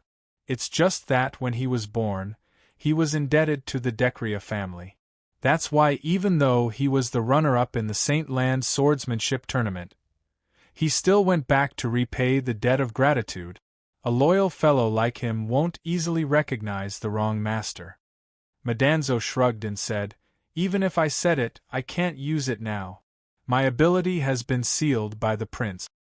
"When?" Princess Angelique frowned. Madanzo said, "Before the start of the game." Princess Angelique was expressionless. After a while, she asked coldly, "Where is that guy now?" "You are asking about the circus leader, right?" Madanzo shook her head. "Actually, I am not very close to him. We met on the road and formed a temporary partnership. I don't like the way you look at me. It reminds me of that annoying brother of mine." Princess Angelique smiled and said, "Give me a reason to keep you." Madanzo blinked and said tentatively, "Don't be in a hurry to kill me. Let me rest for a while. Maybe I can grow up? Goodbye." Princess Angelique was expressionless, but her fingers had already pulled the trigger on the table. A ray of light as thick as a finger shot out and directly pierced Madanzo's forehead. The playful smile on Madanzo's face did not disappear, but her eyes had already dimmed. She fell directly to the ground. Two maids pushed the door open and entered at this time. They looked at the corpse on the ground and waited for Princess Angelique's orders. Princess Angelique put the weapon into the cabinet and said calmly, "Stab her a few more times. It's okay to chop her up. After all, there is only one person in the palace who can't be killed. She is an eyesore." "Yes." The two maids began to drag Madanzo's body. "Wait a minute." Princess Angelique suddenly stopped the maids and said in a low voice, "How long has it been since she was fed?" "Almost 2 months. One of the maids said, "According to your order, we only gave her half a cup of water every day. Use this to feed her." Princess Angelique turned around and pointed at Madanzo's body. The bodies in the manor were being transported away in batches. Even though these bodies were the servants of the pure-blood nobles, and many of them were even titled nobles, no one dared to come and claim them. The bodies would be directly transported to the incineration plant in the Holy Land for disposal. The order had been given. The incineration plant had already sent the tools for disposal, and they were parked outside the manor. "Hurry up. There are still a lot of bodies to be transported. We must clean this place up before the sun rises. This is Princess Angelique's manor." The bodies were thrown into the carriages one after another. Due to the urgency, they didn't even have time to check who was who. At this moment, 2 black shadows quietly crept up nearby. Then, taking advantage of the moment when the porter turned around, they jumped into a carriage that was about to be filled up. Daphne and Caliana. After a while, the carriages closed and started to move at a steady speed. There wasn't much shaking on the road, but Daphne felt extremely uncomfortable lying in the middle of the bodies. However, the maiden was afraid that her discomfort would cause unnecessary trouble. Therefore, even though her stomach started to churn and her mind was extremely tense, she forced herself not to make any noise. Daphne even pinched her arm hard to distract herself with the pain. It's okay to relax. You can talk as long as you don't make any noise. We should be some distance away from the manor, so it's not that serious. The half-elf girl suddenly said. Caliana even took out a necklace from her collar. After the pendant on the necklace was opened, it released some dark green light, illuminating the dark carriage. Daphne was stunned. She felt that it was even scarier when the carriage was closed. This is the light from the dark green stone. I can't do anything about it. Caliana shrugged. You'll get used to it. I'll try my best. Daphne nodded. The half-elf girl was obviously much more relaxed now. She sat on the back of a body and even started to flip through the body's clothes. What are you doing? Daphne was shocked. Caliana said matter-of-factly, most of these guys are servants of nobles. Those who can be brought along by nobles must be living a good life. When they were dealing with the bodies, the knights brought them here. There must be a lot of valuable things here. I thought it would be good enough if we could escape. I didn't expect to get rich, hee. This isn't good, is it? Anyway, when the bodies are sent to be burned, the workers of the incineration factory will search them. Caliana shrugged. Instead of letting those guys benefit, why not let us benefit? We were scared tonight, so we should at least get some compensation. What, are you obsessed with cleanliness? Daphne shook her head and still didn't do anything. Caliana looked around and suddenly said, You and I don't have anything on us now. Even if we escape, we won't be able to survive in the Holy Land, let alone leave the Holy Land. Let me tell you, there are no beggars in the Holy Land. If you go begging on the streets, you will immediately be caught and dealt with. Are you planning to steal or rob? Daphne couldn't help but be startled. Caliana continued, You have to survive first. Only then will you have a way to think about the future. Even if it's just to find out about your commander, you have to be able to eat first. Daphne sighed and silently began to flip open the clothes of the corpse under her. Her eyes were unexpectedly serious. Caliana couldn't help but be startled. She stopped. Daphne seemed to have sensed that Caliana had stopped. She couldn't help but look up in confusion. Is there something on my face? Actually, it's not that you don't know how to do bad things, Caliana suddenly said. It's just that you haven't found a reason to do bad things, right? Daphne was stunned. She subconsciously lowered her head. Under the green fluorescent light, her hands were already stained with the blood of the corpses. Maiden subconsciously shuddered. Caliana shook her head and casually said, Pretend I didn't say anything. The carriage suddenly fell into silence. Those eyes that hadn't closed because of their tragic deaths were silently looking at the two figures who were rummaging through the corpses. Suddenly, the carriage shook violently. Then, it tilted to one side. Outside, there seemed to be a scream. Something seemed to have happened. It sounded like the sound of a battle. The overturned carriage on the ground suddenly opened. Several corpses rolled out. The cold air from outside instantly poured into the carriage. Daphne, who was buried under the corpses, could only see some of the scene outside through the cracks. Torches, flames, a few people with half of their faces covered with black cloth. They weren't the workers of the incineration factory, nor were they the powerful purge knights. There are so many of them. I didn't expect the news to be true. All right, don't just stand there. Hurry up. This place will be discovered soon. Hurry up and leave with the things. I'll drive the carriage. You guys hurry up. The overturned carriage was lifted up again. The corpses outside were thrown back in. The masked people sealed the carriage again. Soon, Daphne felt the movement of the carriage moving forward again. She saw Kaliana crawling out from the entanglement of several arms, spitting out a mouthful of saliva, and said in annoyance, "Could it be that we ran into a fellow traveler? Colleague? What colleague?" Puff, puff, puff. The knife went in and out of Madanzo's body 3 times. The maid holding the knife didn't have any expression on her face. Then, she began to wipe the knife in her hand slowly. "You are really careful." Her companion shook her head at this moment. "In this world, there is only one prince, desolate. How can this little brat not be killed?" The maid said indifferently, "His Highness ordered." "Just do it. Hurry up and feed it to that thing. The sky is already bright. There are many royal knights in the manor now.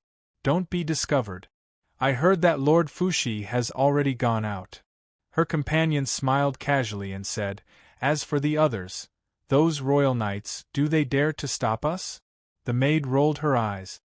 "Look at your domineering tone." "All right, I'm wrong, sister." Her companion laughed and hugged her. "I just want to finish quickly and go back to sleep. I didn't rest well last night. My skin will become worse. Go and open the door." The maid shook her head and said. This was an inconspicuous corner of the courtyard in the manor. It was a small sundry room where trimming tools were placed. The 2 maids of the manor opened a tunnel in this small room. They dragged the corpse all the way in. Finally, they came in front of a dark hole and threw the corpse directly into this hole. They didn't know how deep it was. They only knew that after a long time, they heard a slight sound of falling to the ground. After the 2 maids heard the sound of falling, they didn't stay for a moment and directly left this place. In the dim and cold space, the completely twisted corpse suddenly propped up at this moment. Madanzo blinked and subconsciously reached out, looking at the bent fingers. He touched the fatal wound on his head and muttered, "Strange, I actually have a resurrection token?" Crack! He got up with a stomach full of doubts. He bent the dislocated bones bit by bit. Naturally, he suffered a lot. It hurt so much. Madanzo scolded loudly. He hadn't scolded anyone for many years. This princess is really ruthless. She killed him just like that. She didn't give him any room to maneuver at all. Even the script doesn't dare to write like this. Amidst the insults and curses, some beast-like roars suddenly sounded from behind Metatro. Chapter 22:13. Crack, crack, crack. Straightening the twisted finger bones is a very satisfying thing. Madanzo was thinking about the resurrection coin. This matter is a bit strange.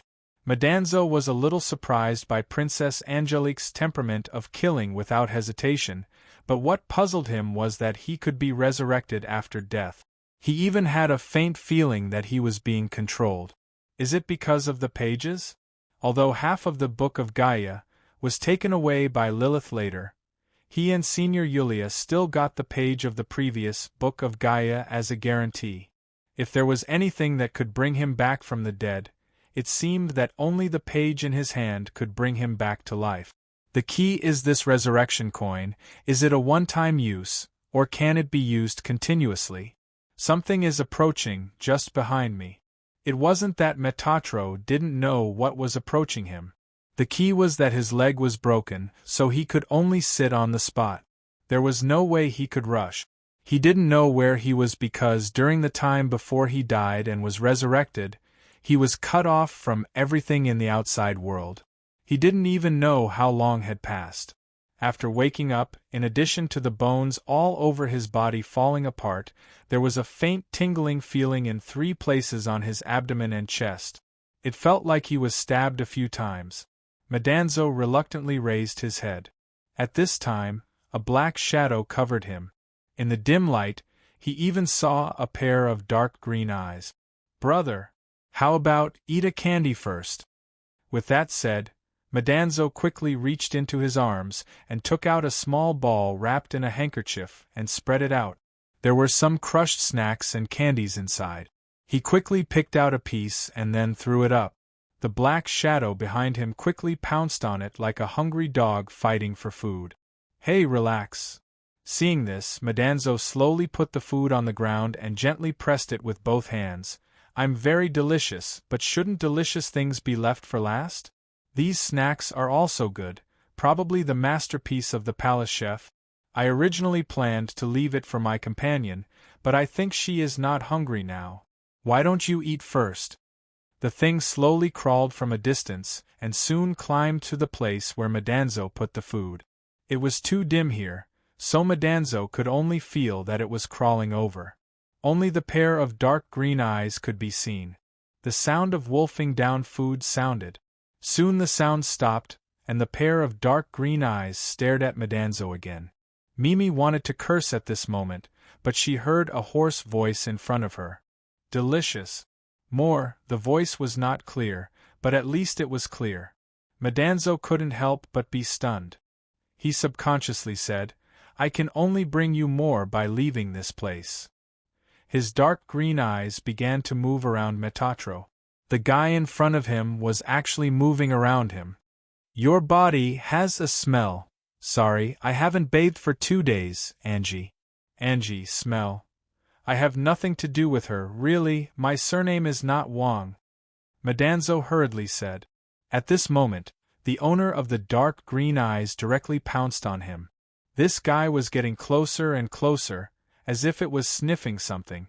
Why, smell of elves. I have a friend who is indeed an elf, but she is only a half-elf. Madanzo tried to say as calmly as possible. She was with me just now, but now we are separated. As you can see, I was thrown down here. Probably. What do you want to feed me? The dark green eyes were right in front of Madanzo, almost sticking to him. After a while, the dark green eyes suddenly moved away. It seemed to be holding back something, and after a few growls, it suddenly fell into silence. Madanzo took a deep breath, sat up silently, and quietly straightened his legs. Suddenly, a pair of hands touched his legs. Madanzo's heart skipped a beat, and then a piercing pain came, accompanied by the sound of bones moving. The bones were straightened? You can't move yet, try not to move. The voice sounded again, and this time, it was much more nimble. Madanzo felt that it was because the other party was much more awake at this time. He subconsciously raised his head and looked up. It was also pitch black above him. He didn't know how deep this place was. I will try not to eat you. The voice sounded again. The food you gave me can support me for a while, but I can't guarantee how long, because I am really too hungry. Is it Her Highness the Empress who trapped you here? Madanzo began to ask, How did you offend that woman? Offend? The voice sneered. I didn't offend her, but I almost killed her father. Almost killed her father. Madanzo was stunned, and then said with great surprise, You mean the founder Emperor Califar? You almost killed. Wait a minute, I seem to have heard of something like this before? Who told me about it? The smell of elves? My name is Kai. You are the Kai Emperor who almost killed the grand finale with a knife? Knife. The voice paused and then said, I don't use a knife, I use my legs. I use my legs. It seems like it has completely stopped. In the carriage, among the pile of corpses, Daphne quietly whispered in Cariana's ear. The carriage had indeed stopped. Daphne silently counted in her heart, and she counted a total of 69 times. Shoo, play dead. Cariana quickly covered Daphne's mouth at this time. Someone is coming. Cariana's hearing was better than ordinary people, so she could hear sounds from farther away. Soon, the carriage was opened, and the light from outside pierced into the carriage. Both of them quickly closed their eyes, and their bodies remained motionless. There was no need for them to dress up. After all, they had been bumping around all the way, and their bodies were already stained with the blood of corpses. The sound outside began to become clearer, and at the same time, it was very noisy, even lively. It was like a call. Good harvest. These are all the servants of the nobles. I heard that there are even corpses of conferred nobles. They should have a lot of valuable things on them. Hurry up and take them off. I heard that the city is going to be under martial law soon. We have to replenish our supplies before that. Otherwise, we won't be able to spend money even if we have money. At this time, a group of about 10 people had gathered outside the carriage full of corpses. Among them, there were 3 women. They looked slightly tired, and their clothes were quite dirty. All kinds of waste were piled up around them like a garbage dump. At this time, a man with a cross-shaped scar on his face was sitting on a steel bar that was inserted horizontally. He was peeling an apple with a small knife, and he looked expressionlessly at the people below who were calling for him. Next to the man who was peeling the apple sat a little girl with her eyes closed. At this time, the little girl suddenly frowned and whispered, "There are heartbeats, too." Although the little girl's voice was very low, it stopped the call in an instant. The people below looked up at this time. The man who was peeling the apple casually knocked on the steel bar twice with a knife. Soon, the people picked up their weapons and surrounded the door of the carriage. "Let me do it." One of the strong men raised a sharp steel bar and stabbed it directly into the pile of corpses. The strong man stabbed a few times in succession, but at this time, a figure suddenly jumped out of the carriage and kicked the strong man with the steel bar. The strong man's face was kicked and he screamed in anger. He angrily waved the sharp steel bar in his hand. Unexpectedly, the figure was too slippery. At this time, the figure actually rode on the strong man's shoulder and strangled the strong man's neck tightly. "Take it down." Everyone attacked one after another, trying to take down the figure on the strong man.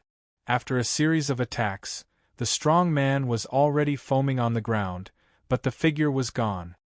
Above, at the top of the hanging hook, there was a girl covered in blood standing at this time.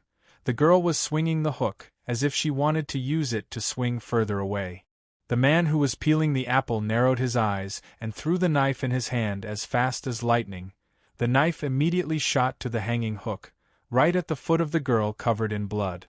The girl covered in blood was shocked.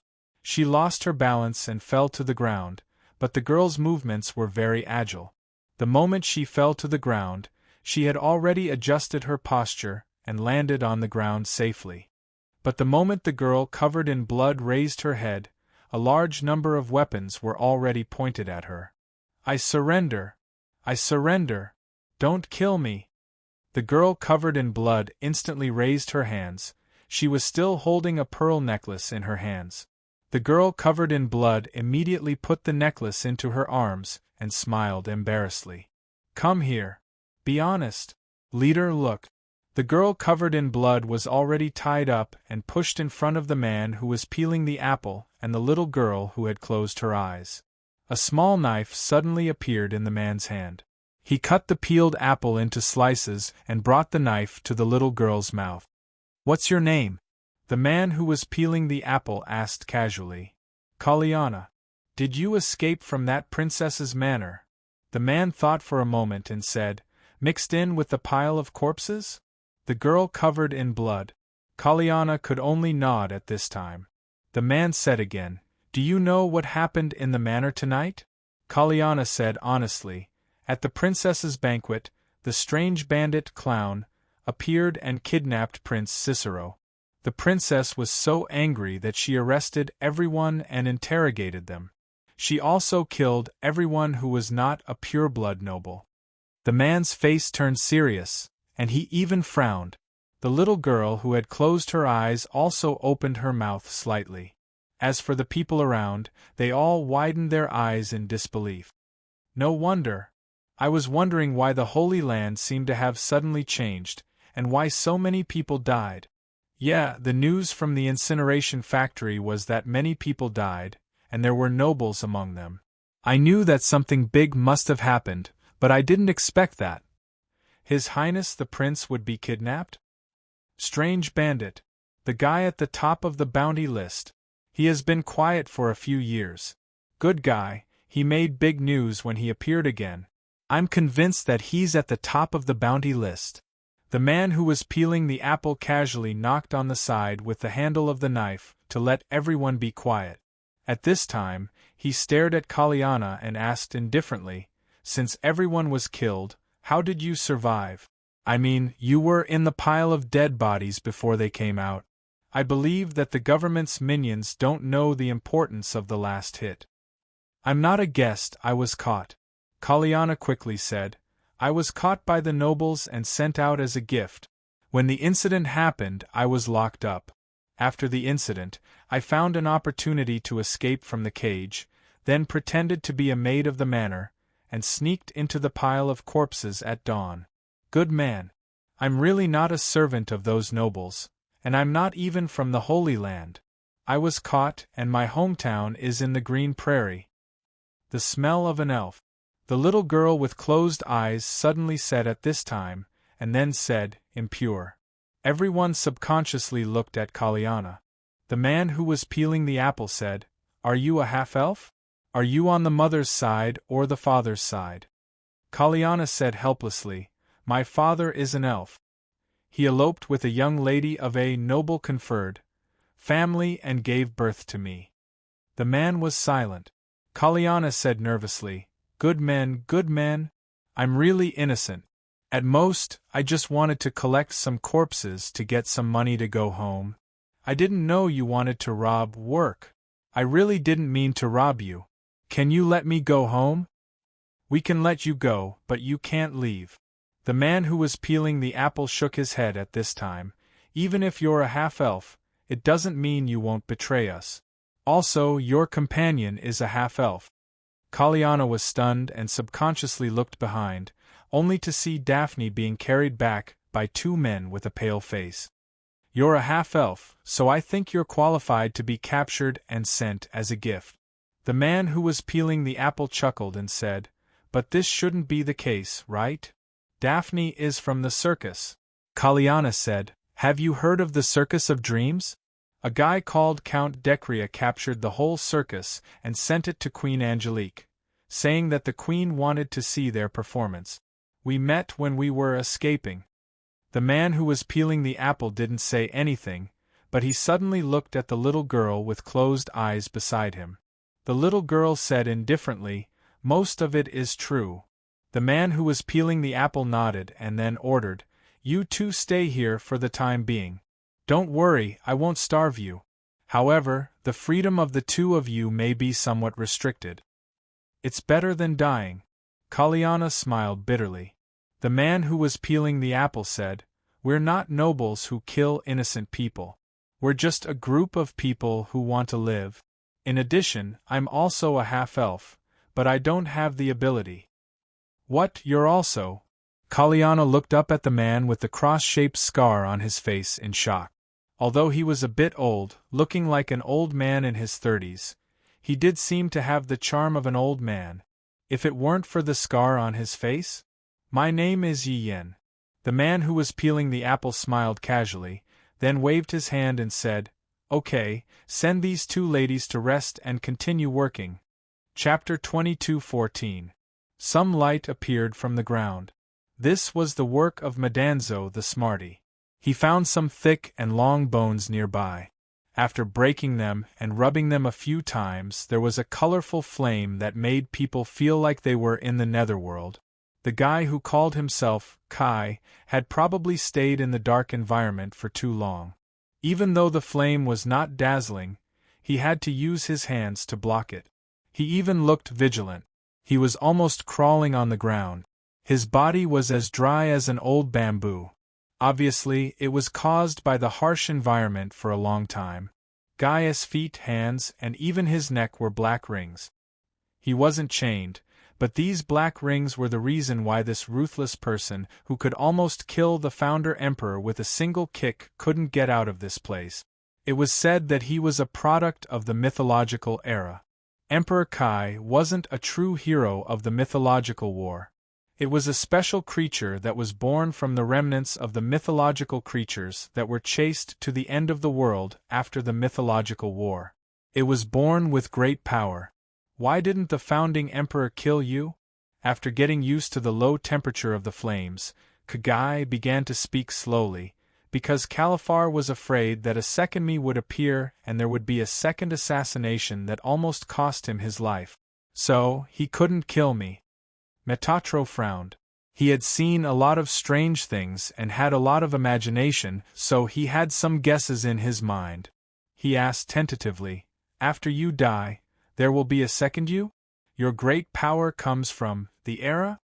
Kai glanced at Madanzo with his slightly cloudy eyes and said calmly, "It's like one or even many eras where a glorious sun will appear. After I die, there will be someone who will inherit my will. Califar didn't dare to kill me. He didn't dare to kill me, which means he has been living in fear." Madanzo sucked on the pipe again and blinked. "I don't know if the founding emperor was very scared. But if he didn't kill you, he could have killed all the shadow elves. After killing all the shadow elves outside and no one could inherit your power, he would kill you? Or perhaps they've already killed all the dark elves outside, and the only reason why they haven't killed you yet is because they want you to still have hope, so that you can continue to live a life that is neither human nor ghost?" Guy suddenly opened his mouth slightly, revealing a perplexed expression for a moment. Hua! This legendary hero, who almost kicked out a new ending of human and mythological life, suddenly stood up and showed a frightened expression.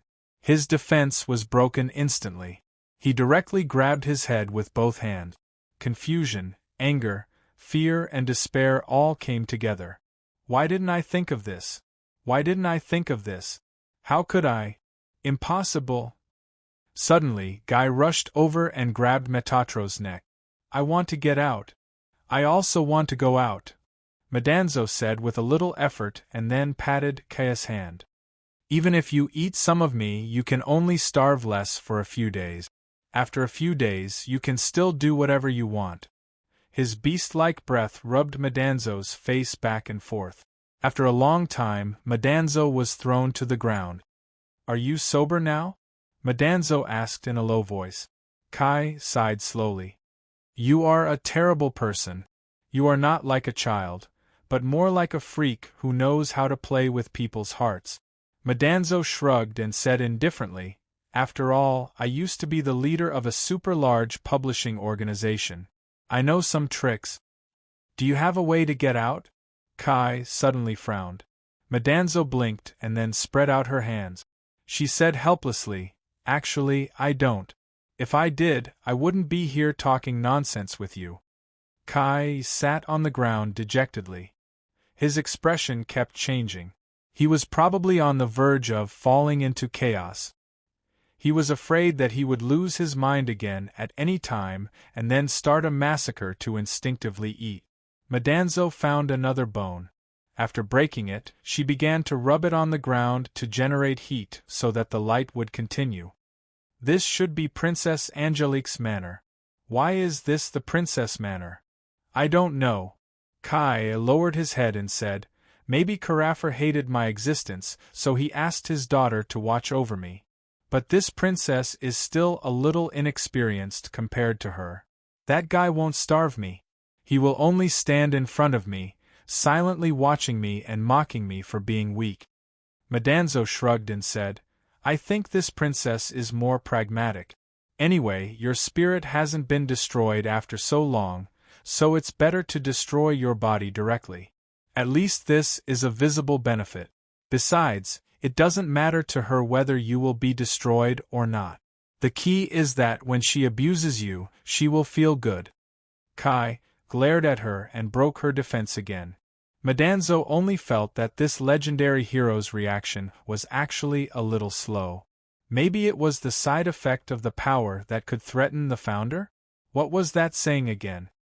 He opened a window for you, so he would naturally close another window for you. He should be quite free now. Running to find the primordial or something. In the floating castle, in the palace of the Holy Land. It was filled with all kinds of strange tools and items. In the messy room, there was a wooden sign next to it. Royal Research Institute. Yulia was looking at the ceiling with squinted eyes. It turned out that the research institute that His Highness always talked about was actually opened by him. and he was the only researcher. She was tied to a chair. The chair was a little special. It was equipped with all kinds of strange props, and it could even open people's legs. If this thing was advertised, it would probably become a popular product for the year. She even thought of the name, Blissful Tiger Stool Enhanced Version.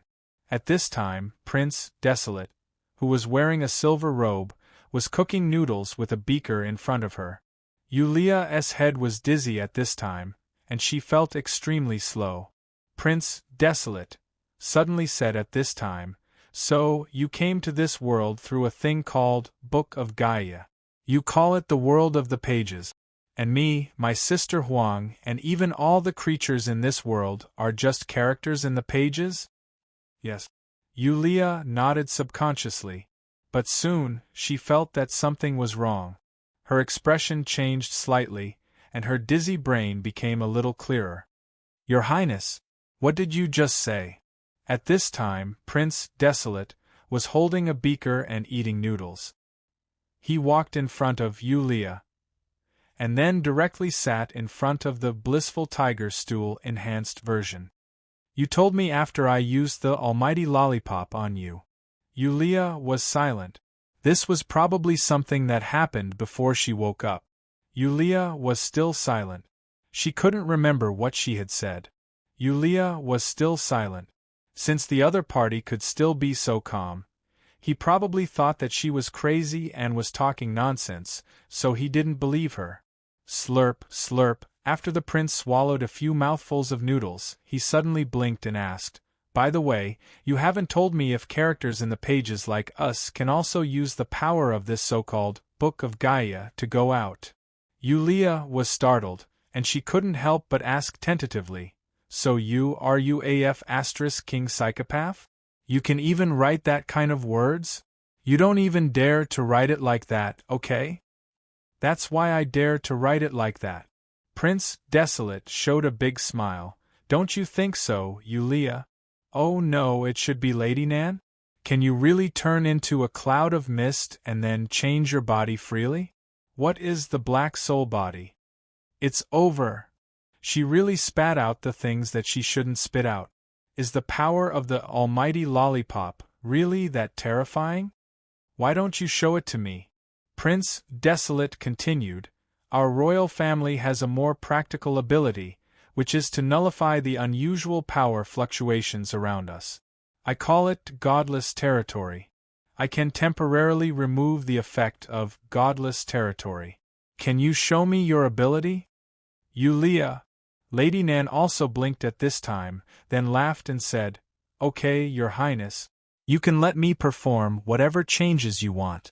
Even if you want me to turn into your shape, there's no problem." "Then let's do that." Prince Desolate looked happy. He quickly took out a remote control, and after pressing it, the mechanism on the chair opened instantly, and Lady Nan was freed. Not only that, at the moment the mechanism opened, Lady Nan turned into a cloud of gray mist without saying anything and began to spin crazily in this messy studio. The mist turned a few times and rushed directly to the exhaust vent of the studio. "Goodbye." Just like that, Miss Nan disappeared through the vent. But Prince Huang didn't seem to care at this time. He was still eating there. While eating, he suddenly burped and then stretched himself. He chuckled and said, "Return." The floating castle, the palace of the Holy Land. It was filled with all kinds of strange tools and items. In the messy room, there was a wooden sign next to it. Royal Research Institute. Yulia was looking at the ceiling with squinted eyes. She was still tied to a chair, and she still called this chair Blissful Tiger Chair Enhanced Version. What was different was that there were many small discs stuck to her head. The discs were connected to various wires. Prince Desolate didn't use a beaker to cook noodles. He just stood in front of her and lowered his head to record something in a notebook. What is that?" "Yulia," Lady Nan said with a trembling voice. "What is it?" Prince Desolate thought for a while and said, It's probably a machine that binds your consciousness and my consciousness together, and then reproduces everything here in a virtual room. Well, do you understand? Can say anything, lollipop? It hasn't been made yet. It's only a semi-finished product. It's good for people with weak willpower. Prince Desolate said with a smile. Godless realm? If I didn't say that, you wouldn't perform for me. Prince Desolate narrowed his eyes and said, but it really has the power that only glorious sun can have. But because I have godless realm too, 0. The effect is similar. You! Damn it! So evil! So evil! She felt that compared to His Royal Highness, the servant girl felt inferior. Miss Nan felt that she had met her lifelong enemy. But it's strange. Prince Desolate suddenly approached and stretched out his finger to open Lady Nan's eyes. Although you opened your heart in the virtual world, there are always some things that you can't explain clearly. For example, who gave you the black soul body? For example, who is the person behind you? Lady Nan was stunned. This place is still virtual, right? Prince Huang smiled and said, You're quite careful. You deserve to be called King Go. It's the first time I've heard such an interesting way of saying go. You can actually make it sound so good. You deserve to be called King Go. You're afraid of death, right?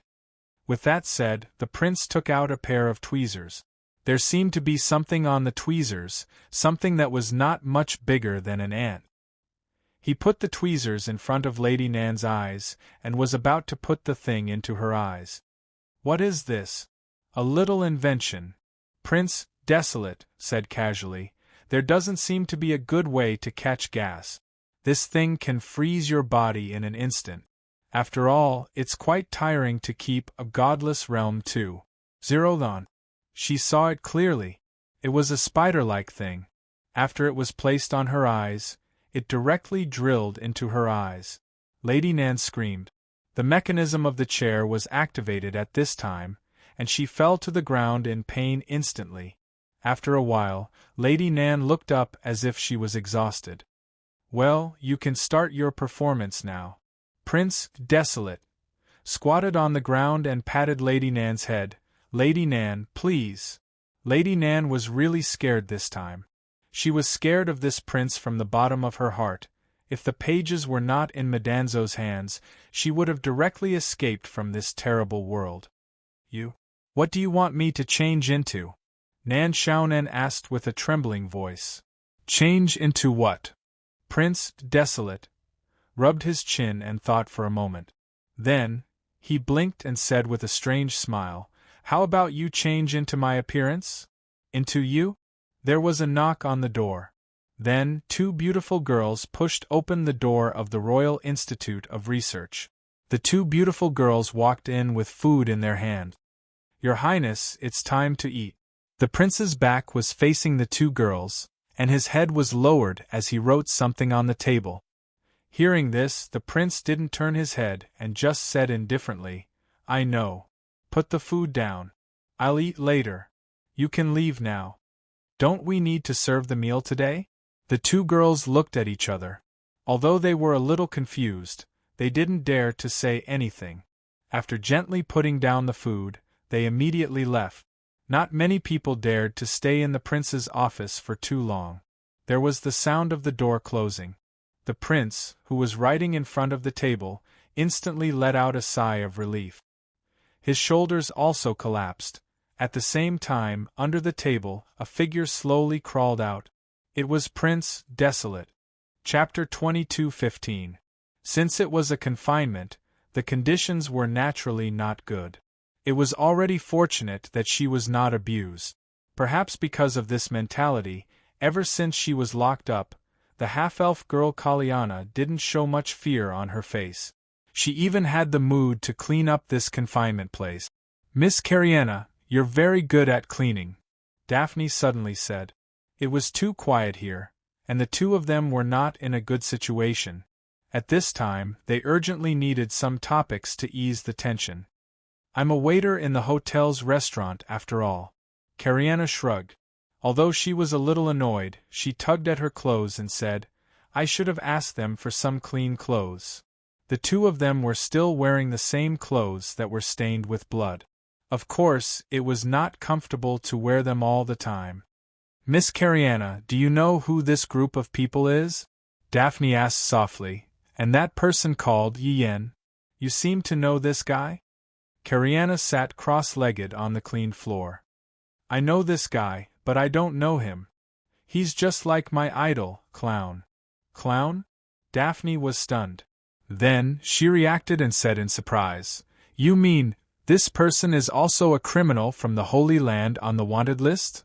In the past year, he just climbed to the 10th place on the wanted list." Cariana thought for a moment and said, "But actually, it's not just him. It's his entire group. To be precise, it should be the Drowning Dog Brigade." Drowning Dog. Daphne opened her mouth. "This name," Cariana said calmly, "it's like a dog that fell into the water and is struggling to survive. In the whole world, except for the real, pure-blood nobles, we are all like drowning dogs." Daphne wanted to say something but stopped. Cariana comforted her, "Don't worry. Although the Holy Land has put a bounty on the Drowning Dog Brigade, they will only do things that target the nobles. They will never do anything to civilians. At least, I haven't heard of them hurting civilians." "Miss Cariana, you seem to be..." Daphne looked at her in confusion. "Very clear about the Holy Land." The half-elf girl smiled casually and said, "I'm a waitress in a restaurant. The customers who come and go from north to south always bring me a lot of gossip." That was true. Restaurants, pubs, and the like were indeed easy to earn income from intelligence, but in that kind of remote seaside town, would there really be so many customers coming from the north and the south? "I wonder where the commander is right now," Daphne muttered as she hugged her knees and sat in a corner.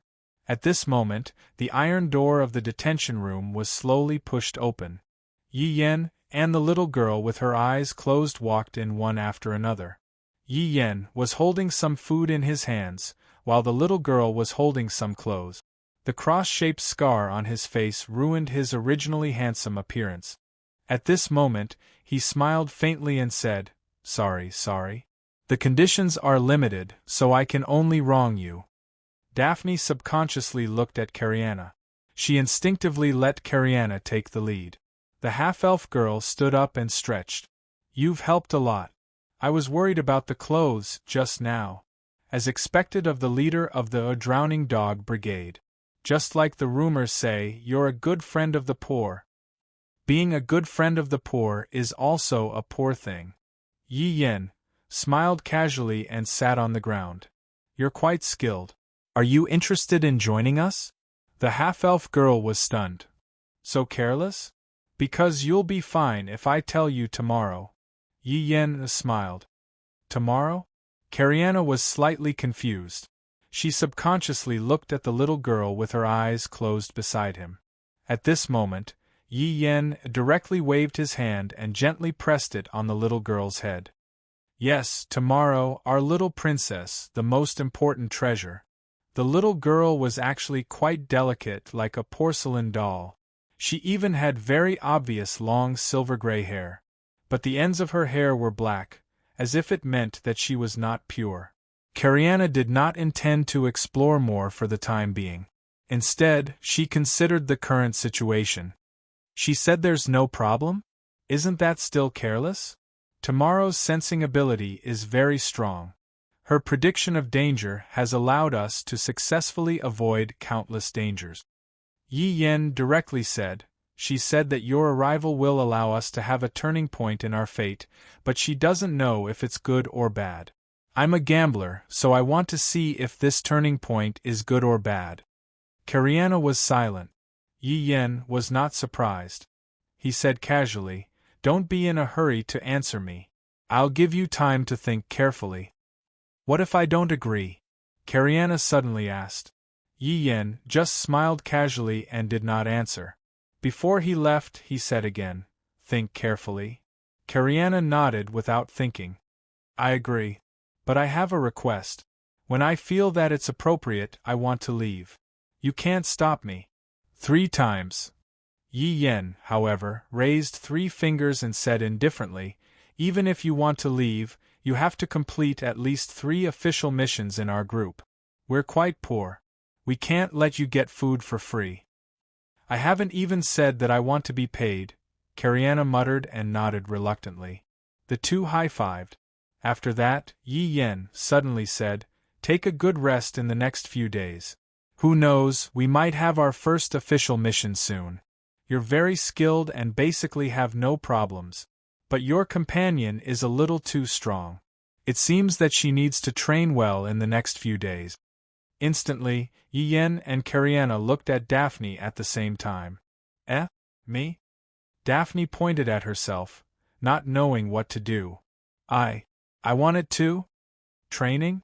What training? He only knows how to train his hand speed? Daphne and Kariana were soon released from the confinement room.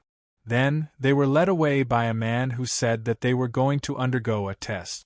At this moment, the little girl tomorrow suddenly tugged at Yi Yen's sleeve and asked in confusion, why Kariana? The other one is clearly the turning point. Just think of it as. Yi Yen chuckled and rubbed tomorrow's little head dotingly. The cunning of adults. Yi Yen said again, can you sense the location of the prince who was kidnapped? Tomorrow shook her head and whispered, no. Yi Yen said thoughtfully, that Mr. Strange Thief is really amazing. Took our group such a long time to get to the 10th place on the bounty list. Those in front of us are basically all large organizations. Only this Mr. Strange Thief single-handedly sits firmly on the throne of first place. He's simply inhuman. On the night of Princess Angelique's birthday banquet, His Highness Cicero was kidnapped by the strange thief clown who had disappeared for several years. Even if the government tried their best to block the news, they still couldn't resist the ultimate mystery of gossip. I'll tell you, but you must not tell anyone that I told you. I definitely won't.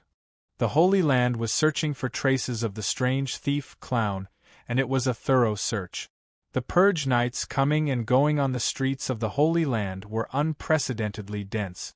Most of the businesses had closed their doors, and the residents were grounded. Not only that, but the periphery of the Holy Land was also blocked by a large number of purge nights, and there were hundreds of airships patrolling in the sky. On the streets of West God Street in the Holy Land, under this bleak atmosphere, only one breakfast shop was still open for business, a business for 2 people. It was no longer normal breakfast time, but the owner of the breakfast shop was walking out with food in his hands at this time, trembling in fear as he delivered it to the only 2 customers. He didn't know who one of them was, but the owner of the breakfast shop knew the other one. The Grand Commander of the Royal Knights, the kind of big shot who could even crush a noble at will. Just put the things here, you may leave, the Grand Commander of the Royal Knights ordered indifferently.